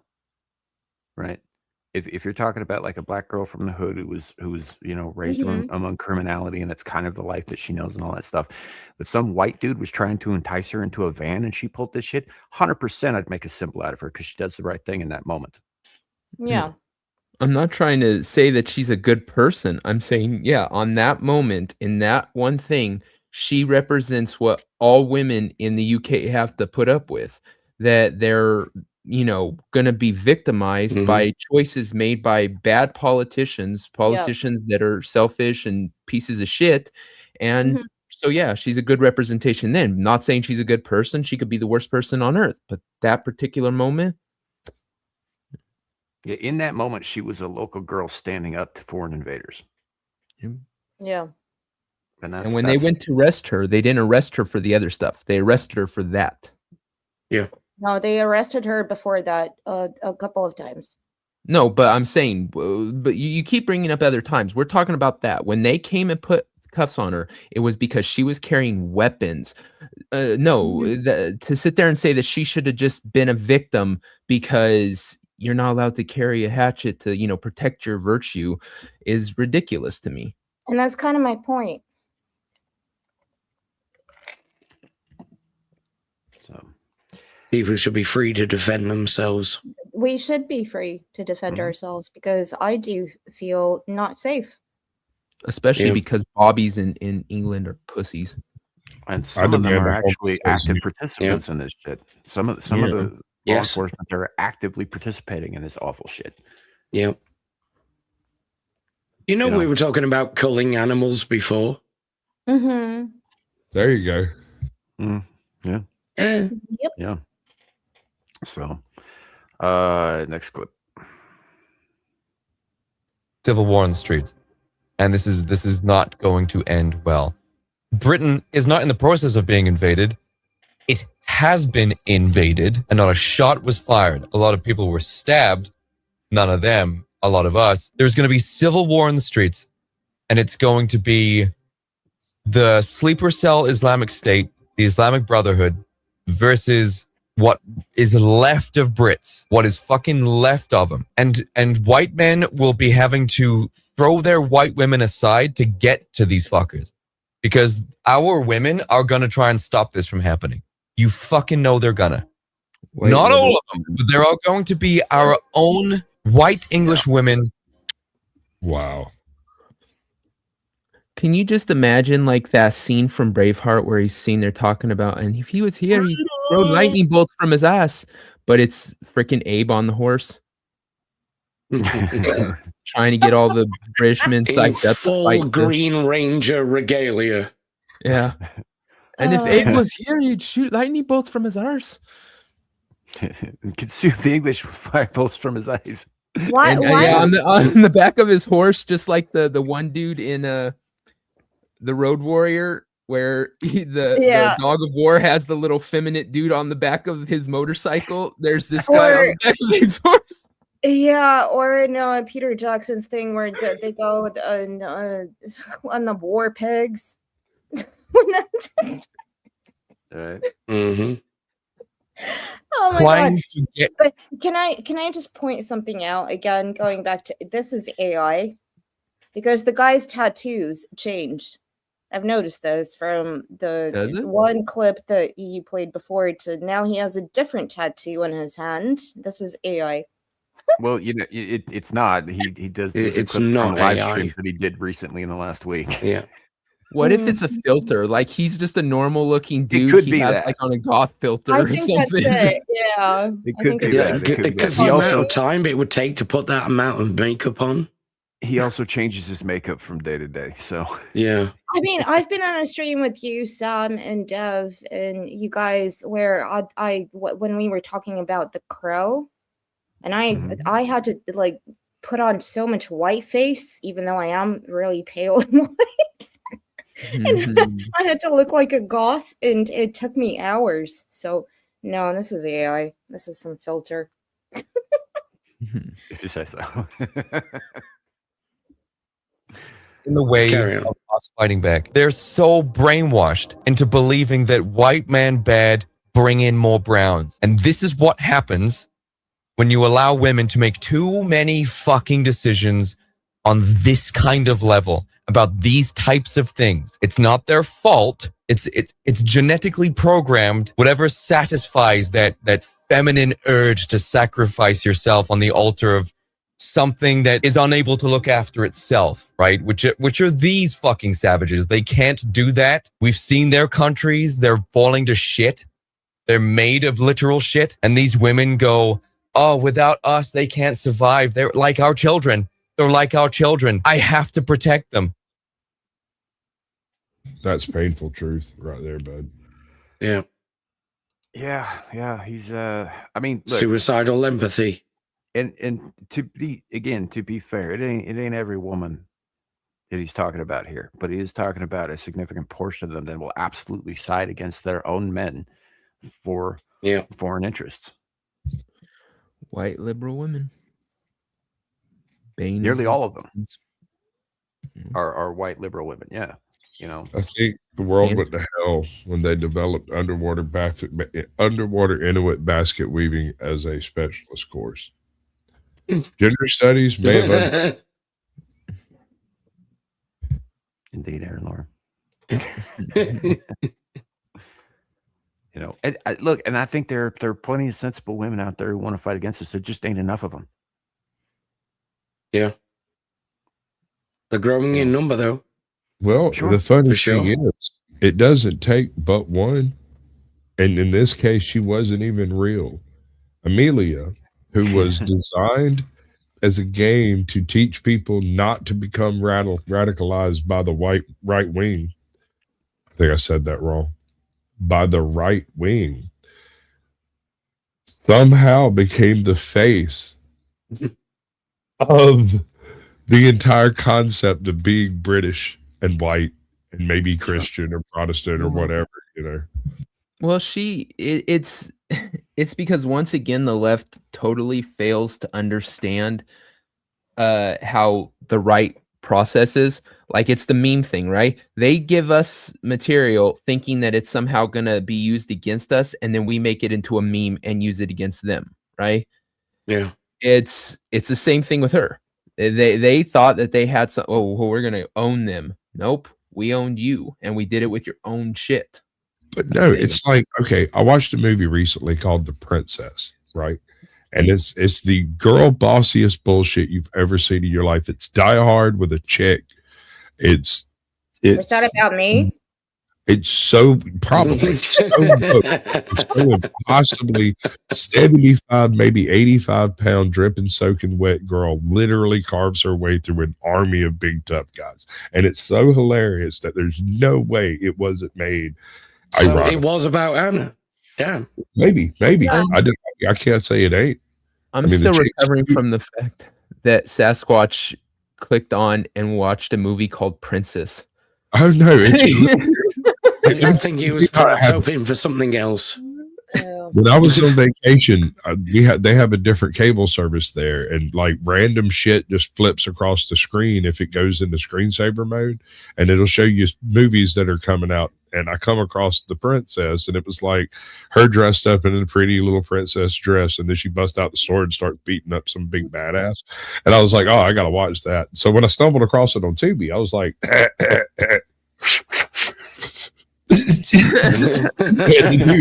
God, it's Die Hard for chicks. It's great. It's so bad. The movie. Maybe. I'm not saying it's not. Is it like Sisu Part 2, Feminine Boogaloo? Okay. You know the story. Everyone knows the story. I love it. It's so good. Everyone knows the story. Damsel in distress, trapped in a tower, who needs a hero to come save her, right? And then she whips out an AK and starts going, fuck you. No, it's so much better. This chick uses her handcuffs. She dislocates her thumb, pops off her handcuffs, uses them to beat up the two guys that are supposed to be keeping her in here, takes one of them's sword, kills both of them, and then makes her escape out of the tower. And I swear to God, the whole thing looks like a Prince of Persia game. It's hilarious. Jesus, dude, I think you've just sold me on this movie. Is there any animals that are on drugs? Because then you've got Sam as a viewer. You know what? I'm still waiting to see Crackoon. I haven't seen that shit yet. I'm still waiting for it. Yeah. Can I get dibs on that? Is it gonna top Meth Gator though? Or Cocaine Bear? I also want to see a movie. This is not coming out to the best of my knowledge, but it's something that I thought about a couple of years ago when all this was more relevant. I want to see a movie called Shroom Sharks. Wait a second. Hold on. These are extra dimensional sharks that can only be perceived by people on a certain species of mushroom, and they can only hurt you if you can perceive them. That's one way of looking at it. I was thinking more that all of that, but it's happening in the shark's head because he ate a bunch of mushrooms. Well, yeah, no, you never actually define that part. They both work. I don't know, dude. See, the problem is when you're on mushrooms, things that are there are still there. It's not that they're not there, right? Yeah. So, like, you can tell just more vibrant. When the shark comes out of the sky and eats someone who's not on mushrooms, they don't die and like, oh my God, they're still standing there, right? So instead, it only affects the people who are on the mushrooms. You can die if the shark attacks you. It's got to be a giant rainbow shark. Yeah, definitely got to be a giant rainbow shark. And Baby also, shark, like you mentioned meth monkey. I would raise you mescaline monkey. That's good. That's pretty good. I like it. We can work with that. I've been thinking since Just there's a so monkey many, tripping balls for 2 hours. I was thinking since there's so many wild animal parks down in Florida, we could probably pull off some flock of lion. All right. I mean, where was the Tiger King? Flock of tiger? Nah, doesn't really roll off the tongue. Jesus, cocaine chimp would be a nightmare. Yes. I mean, I'm pretty That'd sure be a if you pure check horror NASA movie. records, I'm pretty sure if you check NASA records, you can find out exactly what cocaine chip. Cocaine chimp was actually a real story with the chick that had a chimp. Yep. We should make our own movie. We can call it LSD Lizard. That's already been made. It's called Where the Buffalo Roam. Yeah, it's just a gecko that's out there for 2 hours. LS tripping dinosaur. balls and we can't tell. Oh no, I like that. Hey, we've got another villain for our comic. LS Dinosaur from the past. They tripped his way to the future. Can he be a Dilophosaur? I don't give a fuck, dude. Down. Gabe and I and the Follozy, we watched a thing called Jurassic Games where the dinosaurs looked like they were on drugs. Oh yeah, it's the worst film I've ever watched. And they had lasers and all sorts of shit. That sounds it was awesome. mental. Dude, direct me to it. Yeah. All right. Next clip. If Lo wins and institutes mass deportations, do you think that you'll see riots like we've seen in Minnesota? I mean, honestly, that question opens up a very large subset of more questions, or even just a very, very interesting set of answers. Because I think what you're going to see is whenever there is the, not the selective deportations of those who have come in illegally, but I mean the mass remigration of these people. And also those that own passports, the hotels being closed, Islam and Muslims being rejected in its entirety.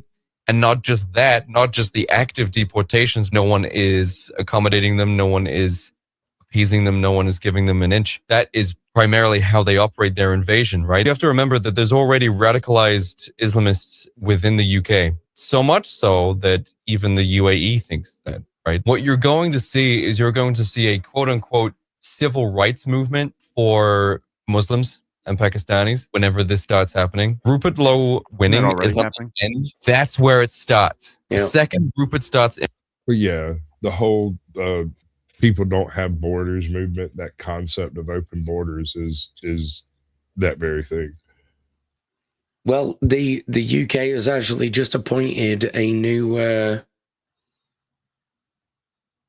head of a department for opposing Islamophobia.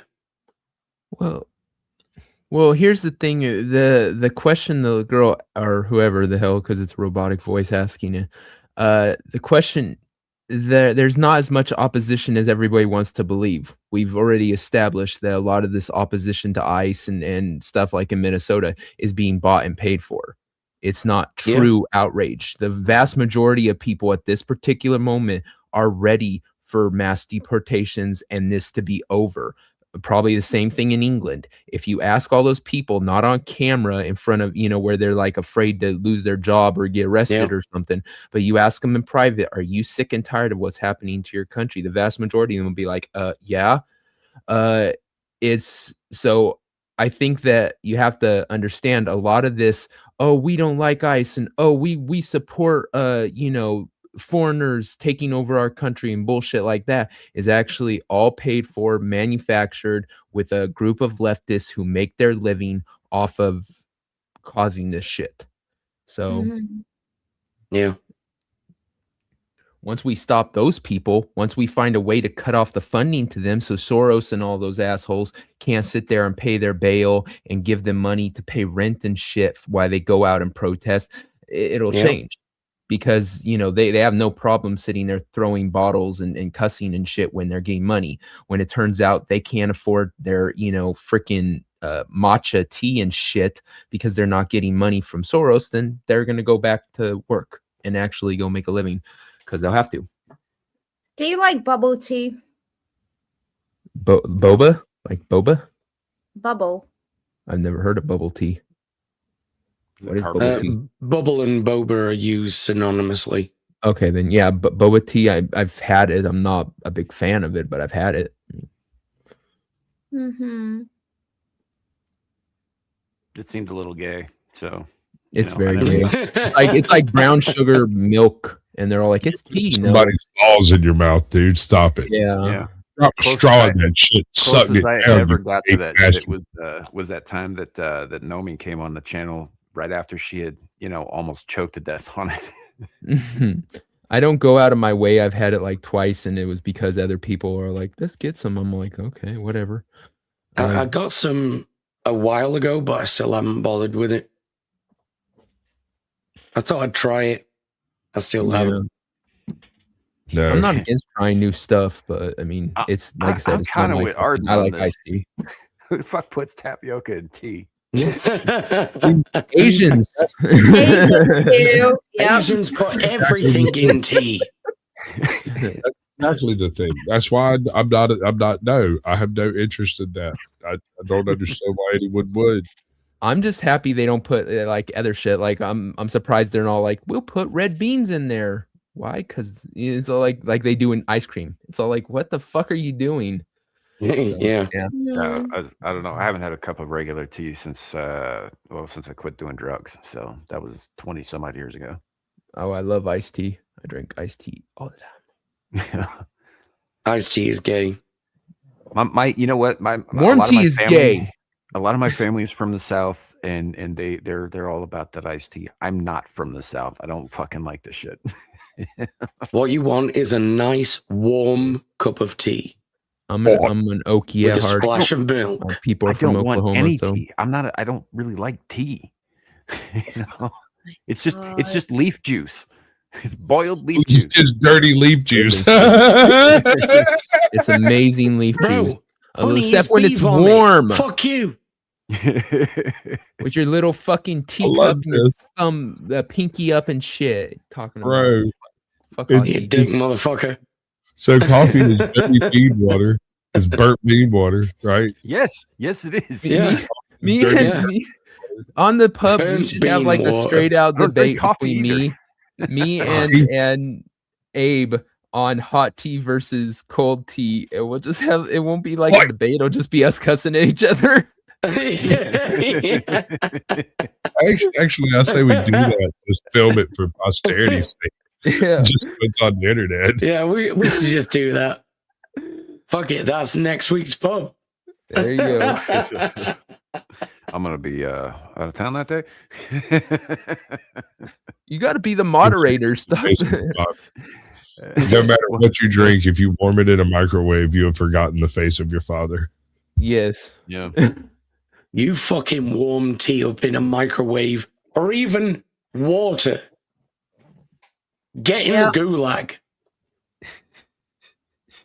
Get in the fucking gulag.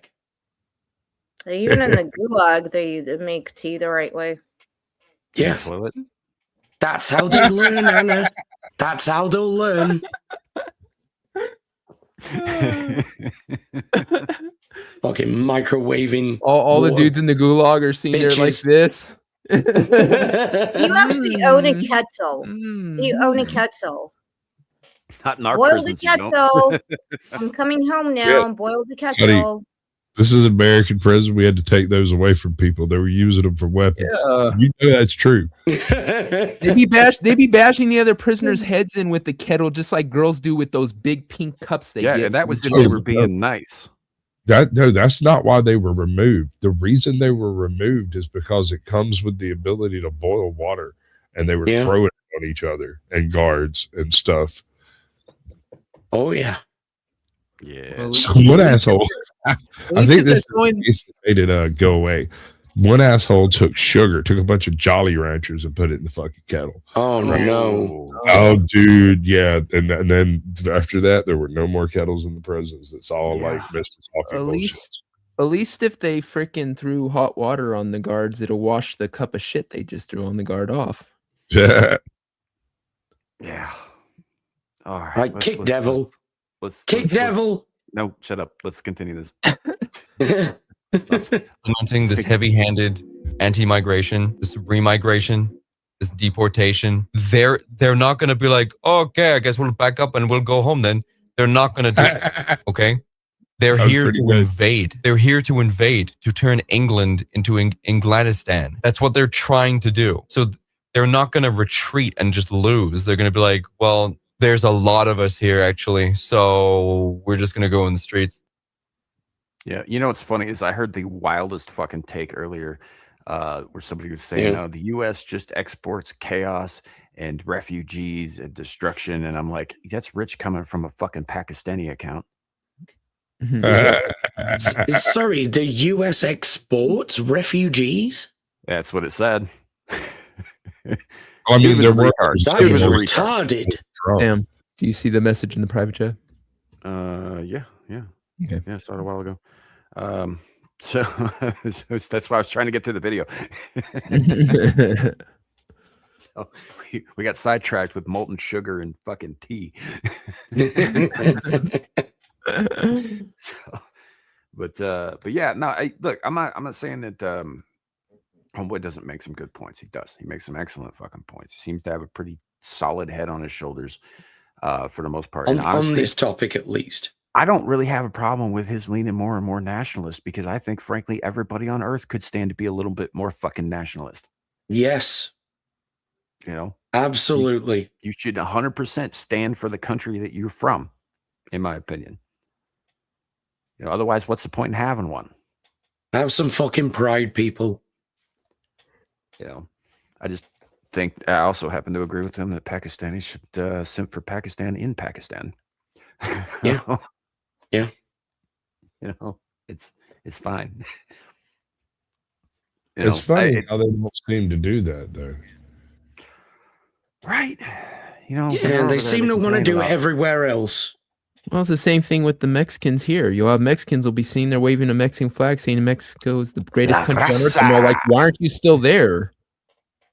Right? Yeah. Go like here out of a lot of them in this case, like if they bother to fucking respond in English at all, la raza, you know, they go on and on about the people, which by the way is it doubles as a as a slogan that's used by cartels, but whatever. You know, it I think you're just gonna kind of get that everywhere, and it's not all fucking Mexicans. It's really not. But yeah, there's some who will come here and they will be like, oh, I'm going to leech off the system and bitch about it the entire time and say like, oh, Mexico is better than the United States. Like, why the fuck did you leave then? Yeah. You know, it's like, first of all, we both know that that's bullshit. Why did you leave? So, and if you move to a place and you try to make it like the place that you left, yeah, why did you leave in the first place? Right. I want to take those people and go, and they're all like, Mexico is so much better than the United States. I want to be like, okay, can you come say that to this immigration judge who you know, you were telling you're afraid for your life and you can't go back to Mexico. Oh God, no. Mm-hmm. You know, and look, I mean, if you got a legit case, right? I don't have a problem with like with asylum seekers. I really don't. My problem is the abuse of the asylum seeking system, especially when you're crossing fucking oceans, when you're supposed to only go as far as the third least hostile country, if that far at all. Yeah. You know, you're supposed to you go to the next country. If that's not safe, the That's next why country, I the had next such one, a and that's soft where it shoulder is. for Haitians, right? Yeah. But after that, Haitian. Go ahead. Dude, we're getting you refugees from Ukraine, right? Done. And from Russia, both. Like Russia is sort of adjacent to the U.S. There's a bit of an ocean between us, but it's not very far. But like Ukraine's in the middle of another goddamn continent on the other side of the planet. Yeah. Well, they have other places to go. The thing that pisses me off is if it really was about helping people that are refugees, then and obviously I have no pure love for Christians, but right now there are Christians in multiple countries around this world that are being slaughtered by Muslims because of their religion, having a legitimate argument for being able to be refugees. And it's funny, the left has no, we don't need to bring them over here. What are you talking about? Muslims, yes, but not the Christians they're slaughtering in mass numbers. No. If it really was about helping people who are in danger for their life, they'd be trying to get those Christians over here that are being slaughtered, but they're not. It's the same thing in South Africa with the Boers, right? They have no problem giving fucking Trump shit for bringing over white South Africans who are being slaughtered by the blacks. Why? Because their skin color. It's all bullshit. It's all fucking just crap. Real quick, Sasquatch is going to dip out for a bit here, and we're gonna continue the discussion for a little while. But do you want to show before you go? It might be 15 minutes. It might be 30. I don't know. Okay. Well, we might end the show before then. So. I got the blast radius tomorrow at 8 p.m. Eastern. Tune in, or you're one of those square people that don't fit in round holes. Yeah. Okay. Yeah. Okay. Take care, Squatch. We'll see you later, bud. See you in a bit, bud. Thanks for hanging out. Thanks for helping. And obviously, we're watching. Some of you are watching on his channel. You know where to find him already. But if you're on my channel, you can find the link to his channel down in the description below as well. So, but yeah, it's. I don't know, man. I think, like, I don't necessarily have an issue with, say, some of the Nigerians, for example, right? Nigerians who've been getting fucking off left and right because they don't share the same religion. That kind of shit. Yeah, get those people the fuck out of there. Right? Mm-hmm. I don't care what color they are.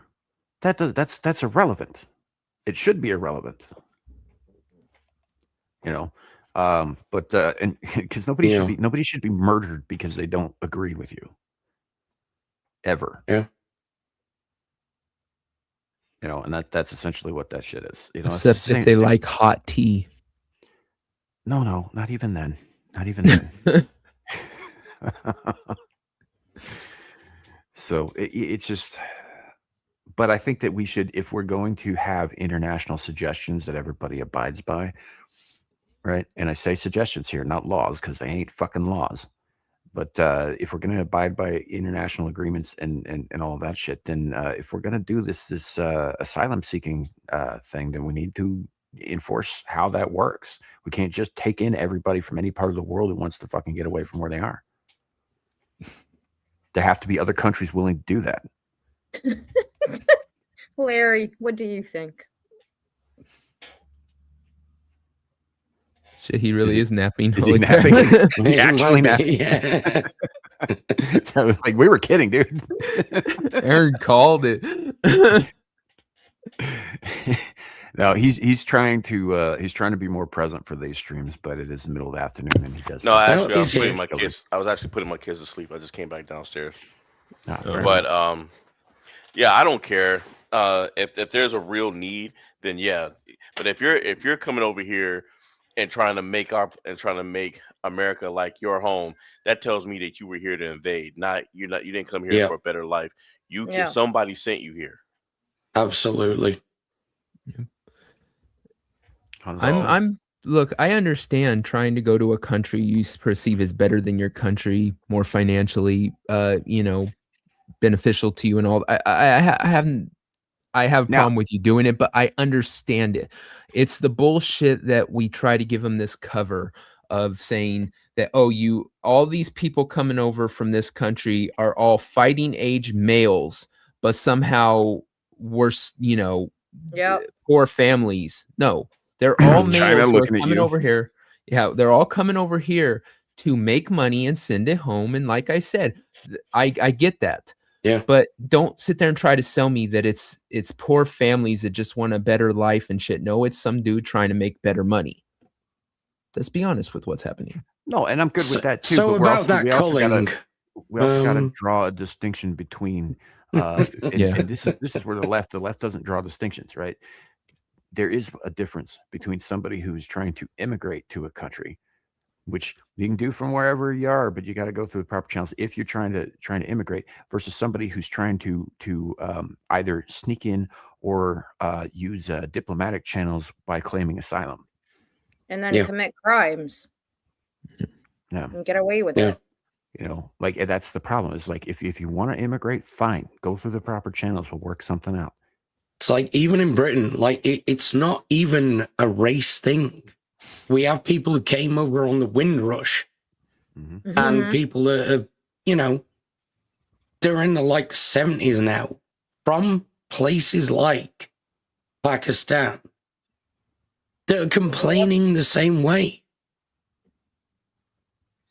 Yeah, you know, they hate what England has become. It's like the people who left California because of the shitty policies they voted in, who are complaining now because Austin's turning into Little Cali. Yeah. Austin's been Little Cali. They've been Little Cali.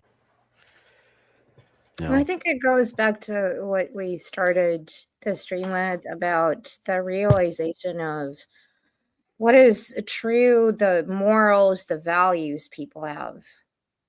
And everybody has maybe a different religion, right? Or different interests. But in order to get along, you have to come to some sort of consensus, because otherwise society just goes into anarchy and you breed this weird denomination of people who are just angry at everything.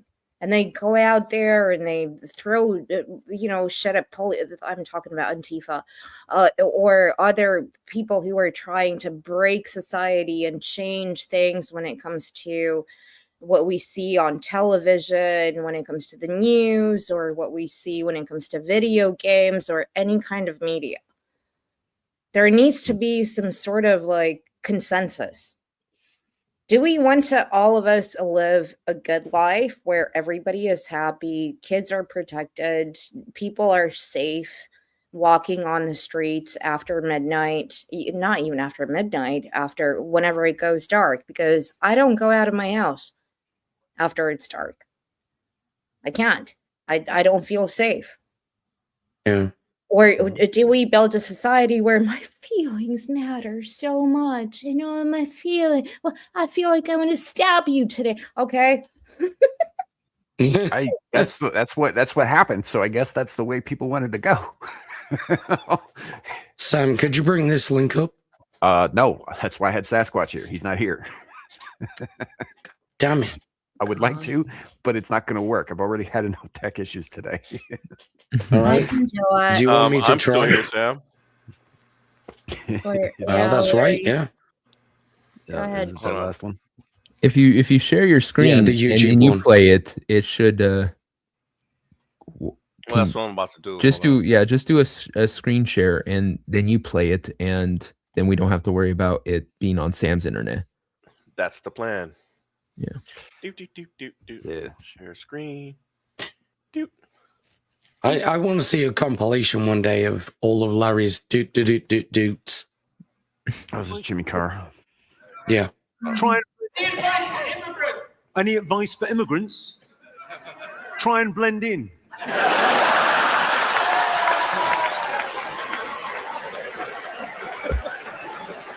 Well, yeah. Yeah. And I kind of mean that as a joke, and I literally fucking mean that. I think everyone is in favor of multiculturalism. Everyone loves the idea of multiculturalism, but no one likes the idea of balkanization.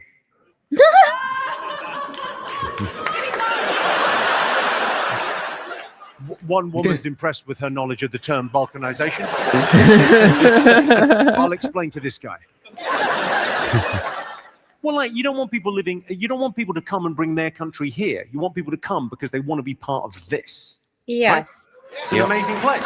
Okay. And you're founded on that. You're founded by very high agency people. Think about fucking 100 years ago getting on a boat somewhere or coming over a thing. We should fucking welcome people here, but they've got a fucking, we'll be all right. It's a big hot topic here. Fucking hell. But it's what happens if reasonable people won't police your borders, then unreasonable people will. It's not a rally. Eventually. I'm not trying to get your votes. Fuck it. What advice you got? So about that culling. Like British. You've got an American wife. What? I'm British. You're British? No. I've only heard 4 words come out. Well, how long have you been here, sir? Since 1995. Since 1995. You're not British anymore.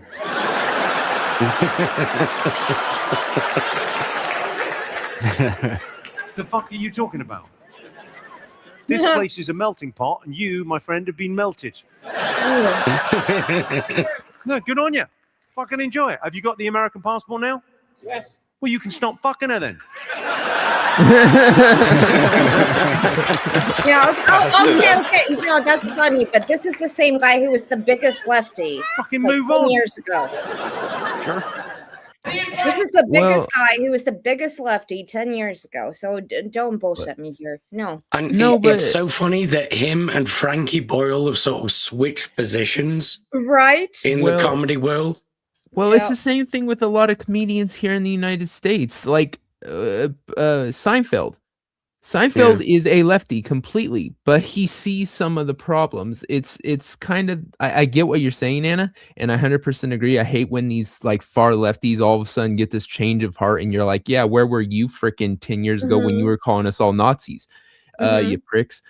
But I also get that at a certain point, even the most ardent leftist will go, wait, okay, that's a little weird, and start questioning it. So it's probably that. I don't think he changed positions. I think his party just got left behind, which is happening with a lot of people on the left. Is they're like, yeah, I'm classic liberal, and yeah, now it's Ocasio-Cortez's party, and I don't feel like I belong there either. So they're not really Republicans. They're not really conservative. They're just not that.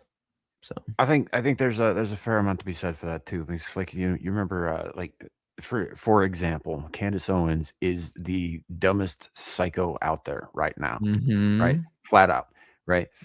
It wasn't that long ago where she was touted as the sweetheart of the conservative movement when she was still working for the Daily Wire. Everybody fucking loved her. They loved her takes. So let's not pretend that they didn't.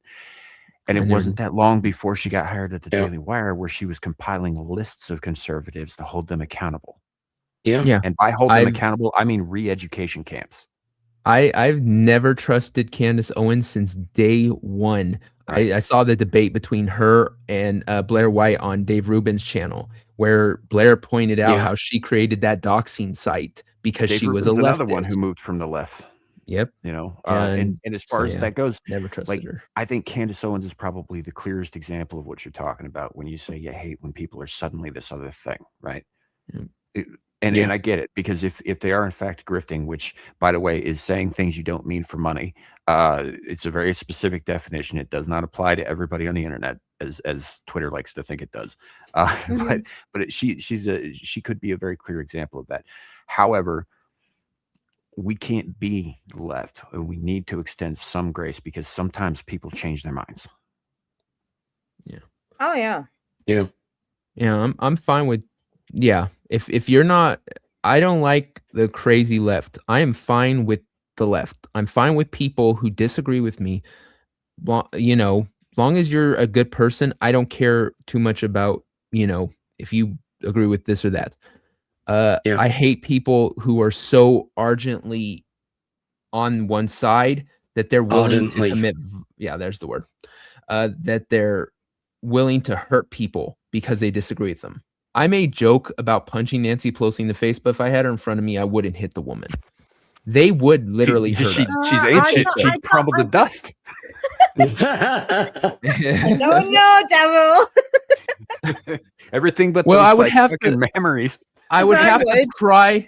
I would have to pry Shaka Zulu off of her first because he's mauling her. All he's interested in are the memories, and they'll survive. They're synthetic that anyway. saggy wreck. Come on.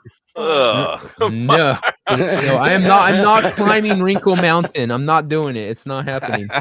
But they would literally hurt us. They would literally hurt us. I have no doubt if you had some of these far leftists in a room and they, because I've been up to Oregon. I live right here on the border and stuff like that. I've been up high enough and I've seen enough of these freaking Antifa people. I have no doubt that if they knew my political opinions and they caught me out somewhere, they would curb stomp me. It's 100%. So which is why, going back to an earlier statement, it is important that everybody is armed and trained to use firearms. Because and like, I'm not saying that you should start shit. I'm saying you need to be prepared in case shit comes to you, because it will at some point come to you. Man, I miss the world pre-2000. Mm-hmm. Everybody does, but we can't go back to it. Yeah. Yeah, you're gonna have to let that go. So what do we do? We adapt and we move forward.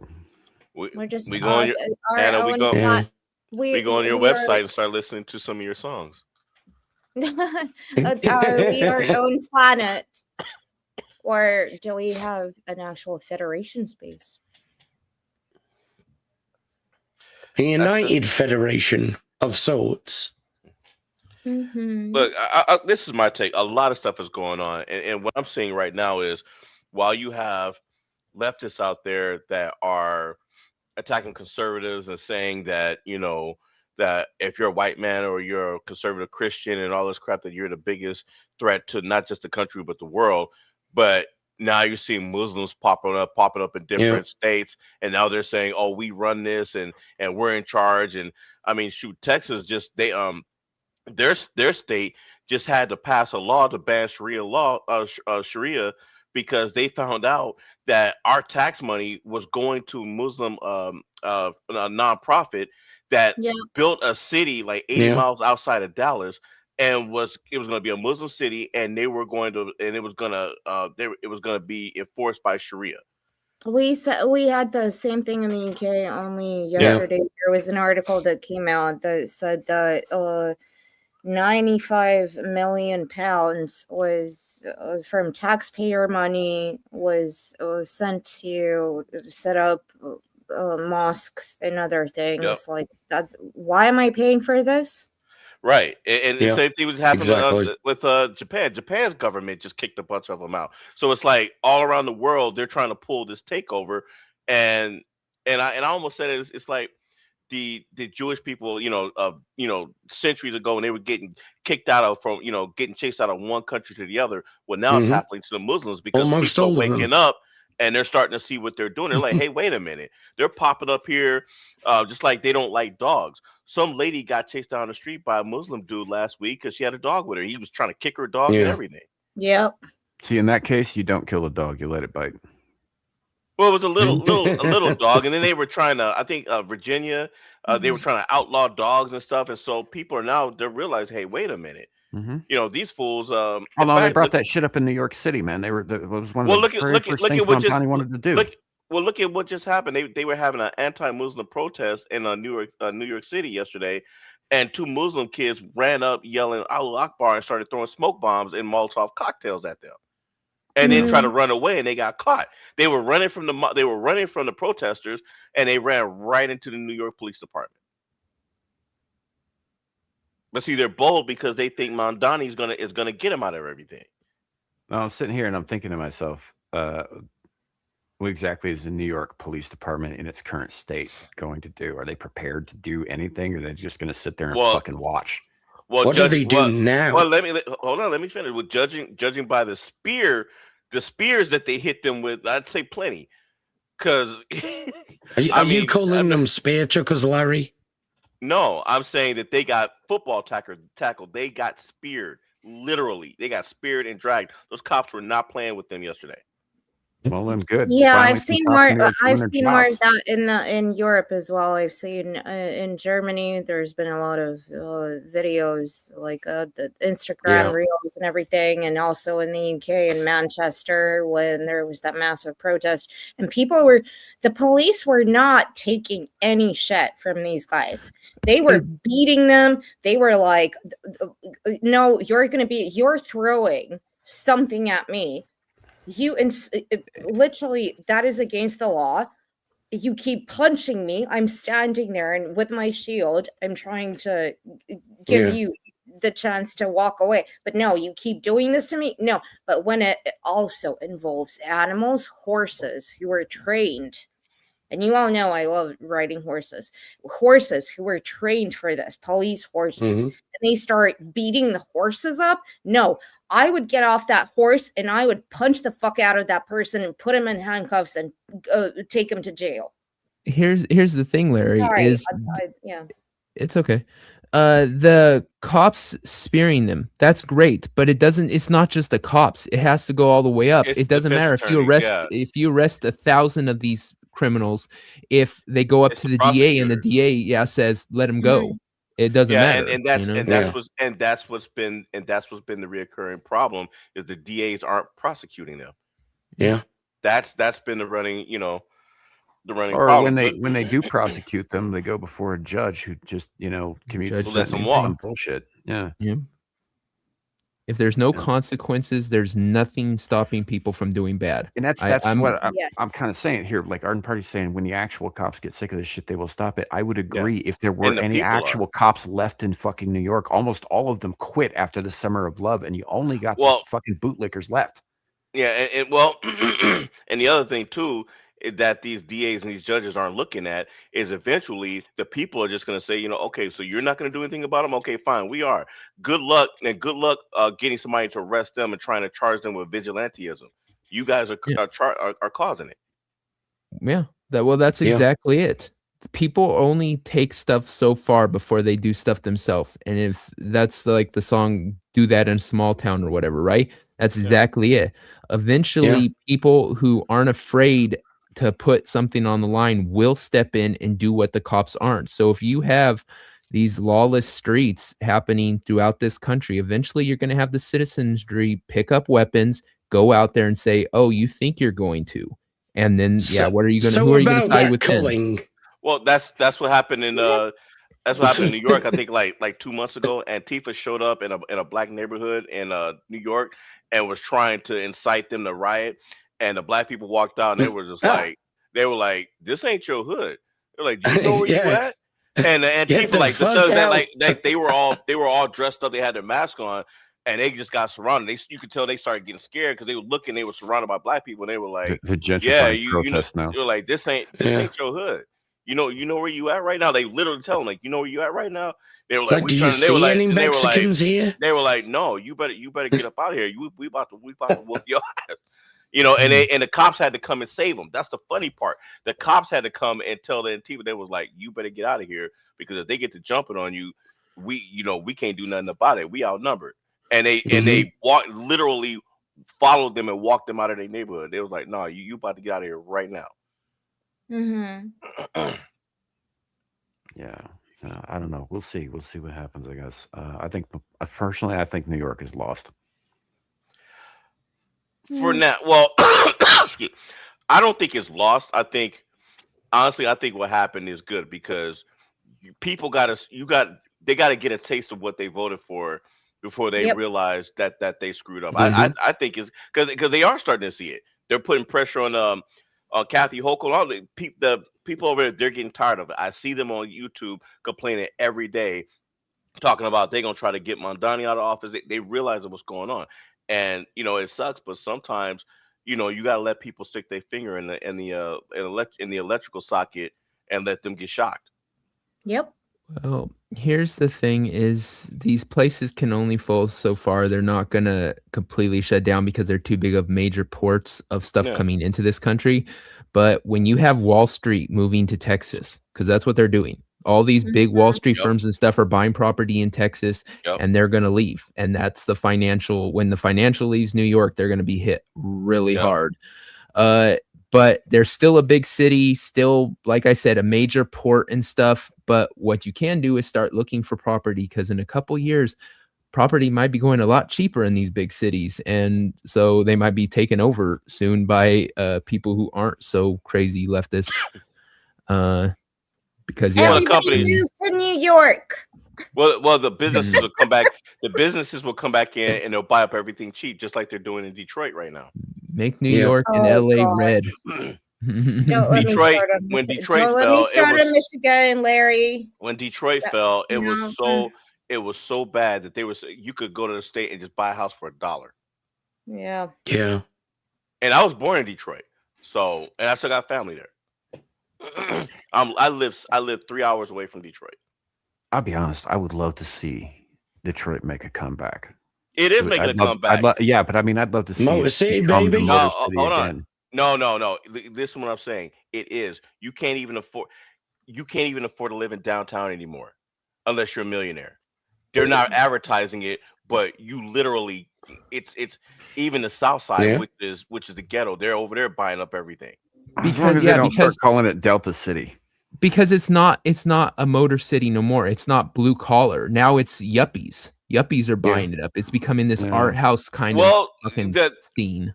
Well, actually the car plants have reinvested over there. Majority of my family work for them. In fact, I think my cousin just got a job working for GM, making $90,000 a year. No, but what's making it expensive is the yuppies. Oh it's millionaires and companies. Yeah, they're going over there buying. It's not blue collar workers. No. The city of blue collar workers no more. Now they live outside of the city. The city is now being taken over by, like I said, coffee shops and artisan this and these freaking hipster bullshitters who are making the prices go up so much that now it's not a blue collar city. It's a white collar city with blue collar on the outskirts who go in there and work. The west side of Detroit is still affordable. The east side, I mean, is very affordable, but who wants to live over there? I mean, it looks like, like Afghanistan, bombed out and depleted. So you don't want to live on the east side. But west side of Detroit is still affordable, but downtown and the suburbs, you can forget it. You forget it unless you got $500,000 to drop on a house. This is why I live in the sticks. Yeah. Like, it's still not super cheap here, but everybody's packing heat, so well, Devil needs to dip out. Yep. I'm gonna Why, you gotta go torture somebody? No, I've got stuff I've got to get done. I stayed up.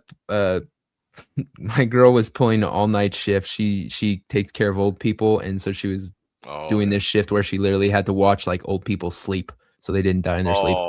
And so I stayed up till 6 a.m, keeping her company. And so I got about 3 hours sleep before I had to get up and go to the damn gym. So yeah, I'm tired. I need to get stuff done and then get ready because she's got to pull another shift tonight. So hey, are you at least getting paid? Cute. I like only it. in sex. When are you getting married? Not for a while. You already, I don't know why. I'll tell you what my Uncle T said to me. You're already in a trap. You're just squirming. Yeah, but legally you still gotten out. So yeah, that's exactly it. We'll see if I pull the ripcord. But I will see you guys later next week. Right. And yeah, bye. Take care. See you later, bud. Have fun. Yep. So Devil's channel is Beelzebub. You can find the link for that in the description below on my channel as well. He does mostly just Beelzebub over there now, but if you go back, there's some really cool shit on that channel. Check it out. Also, he comes here when he can, so it is what it is. But I think we're probably gonna call it here soon ourselves anyway, because it's already we're at 2.5 hours. Well, it's less that and more that I've got a brewing situation that's going to need to be dealt with sooner rather than later. All right. So, and that's fine. Well, also, Amira will not be on tonight. I checked; she's not going to be on tonight. Okay. Really, I'm not worried about it. Yeah, I got to take a shit. Sam an excuse to play more games. No, I mean, yeah, later, but after I deal with the brewing situation, which is going to be a lot more urgent here in a little bit. So. Kaboom! Yeah, it's Hope not you got gonna be some good. spray. blow. Hope you got some Febreze or something, Sam. Oh, it's going to be You worse should- than that, buddy. You It's shouldn't gonna have be ate worse that than burrito, I never should eat burritos. They're not good to me. but you still eat them, and you Yes, get them 'cause from they're that delicious. and you get them from Yeah. that gas station around the corner. No, I don't. No. I never, ever eat gas station food. No. Mhm. It's not- Oh, but it's- Anna, while I got you on here, when are you gonna put an album together? I'm sorry. Whenever I hear Toledo, I can't. I die. What? What's that have to do One with of the worst towns in the world. I'm saying, what does that have to do with you putting out an album? Oh no, I'll talk to you, my friend, behind the scenes. But All right. Toledo is like eating a burrito. Toledo burrito. Toledo's like 2 hours away from where I live, so I'm Well, like, Toledo, Kansas, maybe, but Toledo, Spain's a little further out. no, Toledo. There's another Toledo. Ohio, yes. Yeah. Oh, is there? It's lesser Yes. known then. No, it's very well known. Not outside of Ohio. Well, not where you're at. Yes, it is. When I lived in California, I knew where Toledo, Ohio was. Everybody did. If you say so. Everybody else I know talks about so. Kansas. Kansas, I Toledo, know Kansas so. is the big Toledo in the States. No, Even- to okay, you. okay. This is why I was laughing. I'm going to explain it. This is very simple. Even people who live in Toledo say that Venice, Mhm. the canals in Venice smell like shit. Paris smells 'Cause like they're open shit. sewers. Everybody Mhm. who lives in Toledo says it's shit. It just smells like shit. People say that about Greeley, Colorado, too, but it actually I is shit that's associated a burrito with A Toledo Samuel burrito. L's. South Korea smells like it too because of the rice patties. Fair enough. All right, and on that note, we're gonna go ahead and bounce out of here. Look at, hey Clifton, welcome in at the end. Hello. And let's just go around the horn. Abe, what do you got coming up, man? Nothing. Everything, everywhere, all at once. Again, Fine. wherever I am, Abe is at. Yeah. Find me, Abe is going to get you. Everywhere. Mm-hmm. Which is why Anna won't go outside at night. Did he get a turban that I don't know about? No, he's just gonna get her. Abe's gonna I'm going to get you. Anyway. Yeah. Mm-hmm. All right. Anna, did you have anything specific you wanted to show before we go? Meow. So no. I'll just go with no. No, it's fine. Sasquatch is actually not currently here. He had to run off. So he, like he said before he left, he's got Blast Radius, I think, tomorrow. And then I think there might be Naughty Corner later in the week. I don't know exactly what time that is, but those of you who follow his channel will probably already know and all that. And the link to his channel is in the description below. He does fun stuff, mostly in the Panelverse, which is a terrible place to be, but it is what it is. Larry, do you have anything you want to show before we bounce out of here? No. Oh my God, we got Shadu. Sorry, I just woke up. Oh, Somebody else coming in at the fucking end of the show. Uh-huh. It's good to see you, kid. Sorry if you're in the chat, Aaron or Gal. Gal's not in the chat. hello, Yeah. Shadu. I hope you stay alive. Yeah. Yeah. Well, he's still in training right now. They haven't deployed him anywhere yet. They'll get to it. Yeah. Yeah. So Plenty for How you him to doing, do. bud? he's got some time left. But anyway, so is that also a no, Larry? What? Did you have anything you want to show? No. Okay, I'll just take that as a no. As for myself, it looks like if there's no Linus tonight and Larry's saying that there isn't, and I believe him, then I don't know. In a while, we'll start up with some more Stellar Blade here on this channel. We got Abyssal Musings next Friday, game streams leading up to that, probably. Beelzebub after that, and back here for more Screaming into the Void. Thank you guys for watching. Thanks for hanging out over on Sasquatch's channel, even though he bounced out of here a little bit ago. We appreciate all of you. Thanks for coming. It's been a fun time. It's been a good time for the most part, and we'll see y'all next time. And remember, it could always be worse. It could be raining flaming covers. Bye, everybody. Bye. Thank you.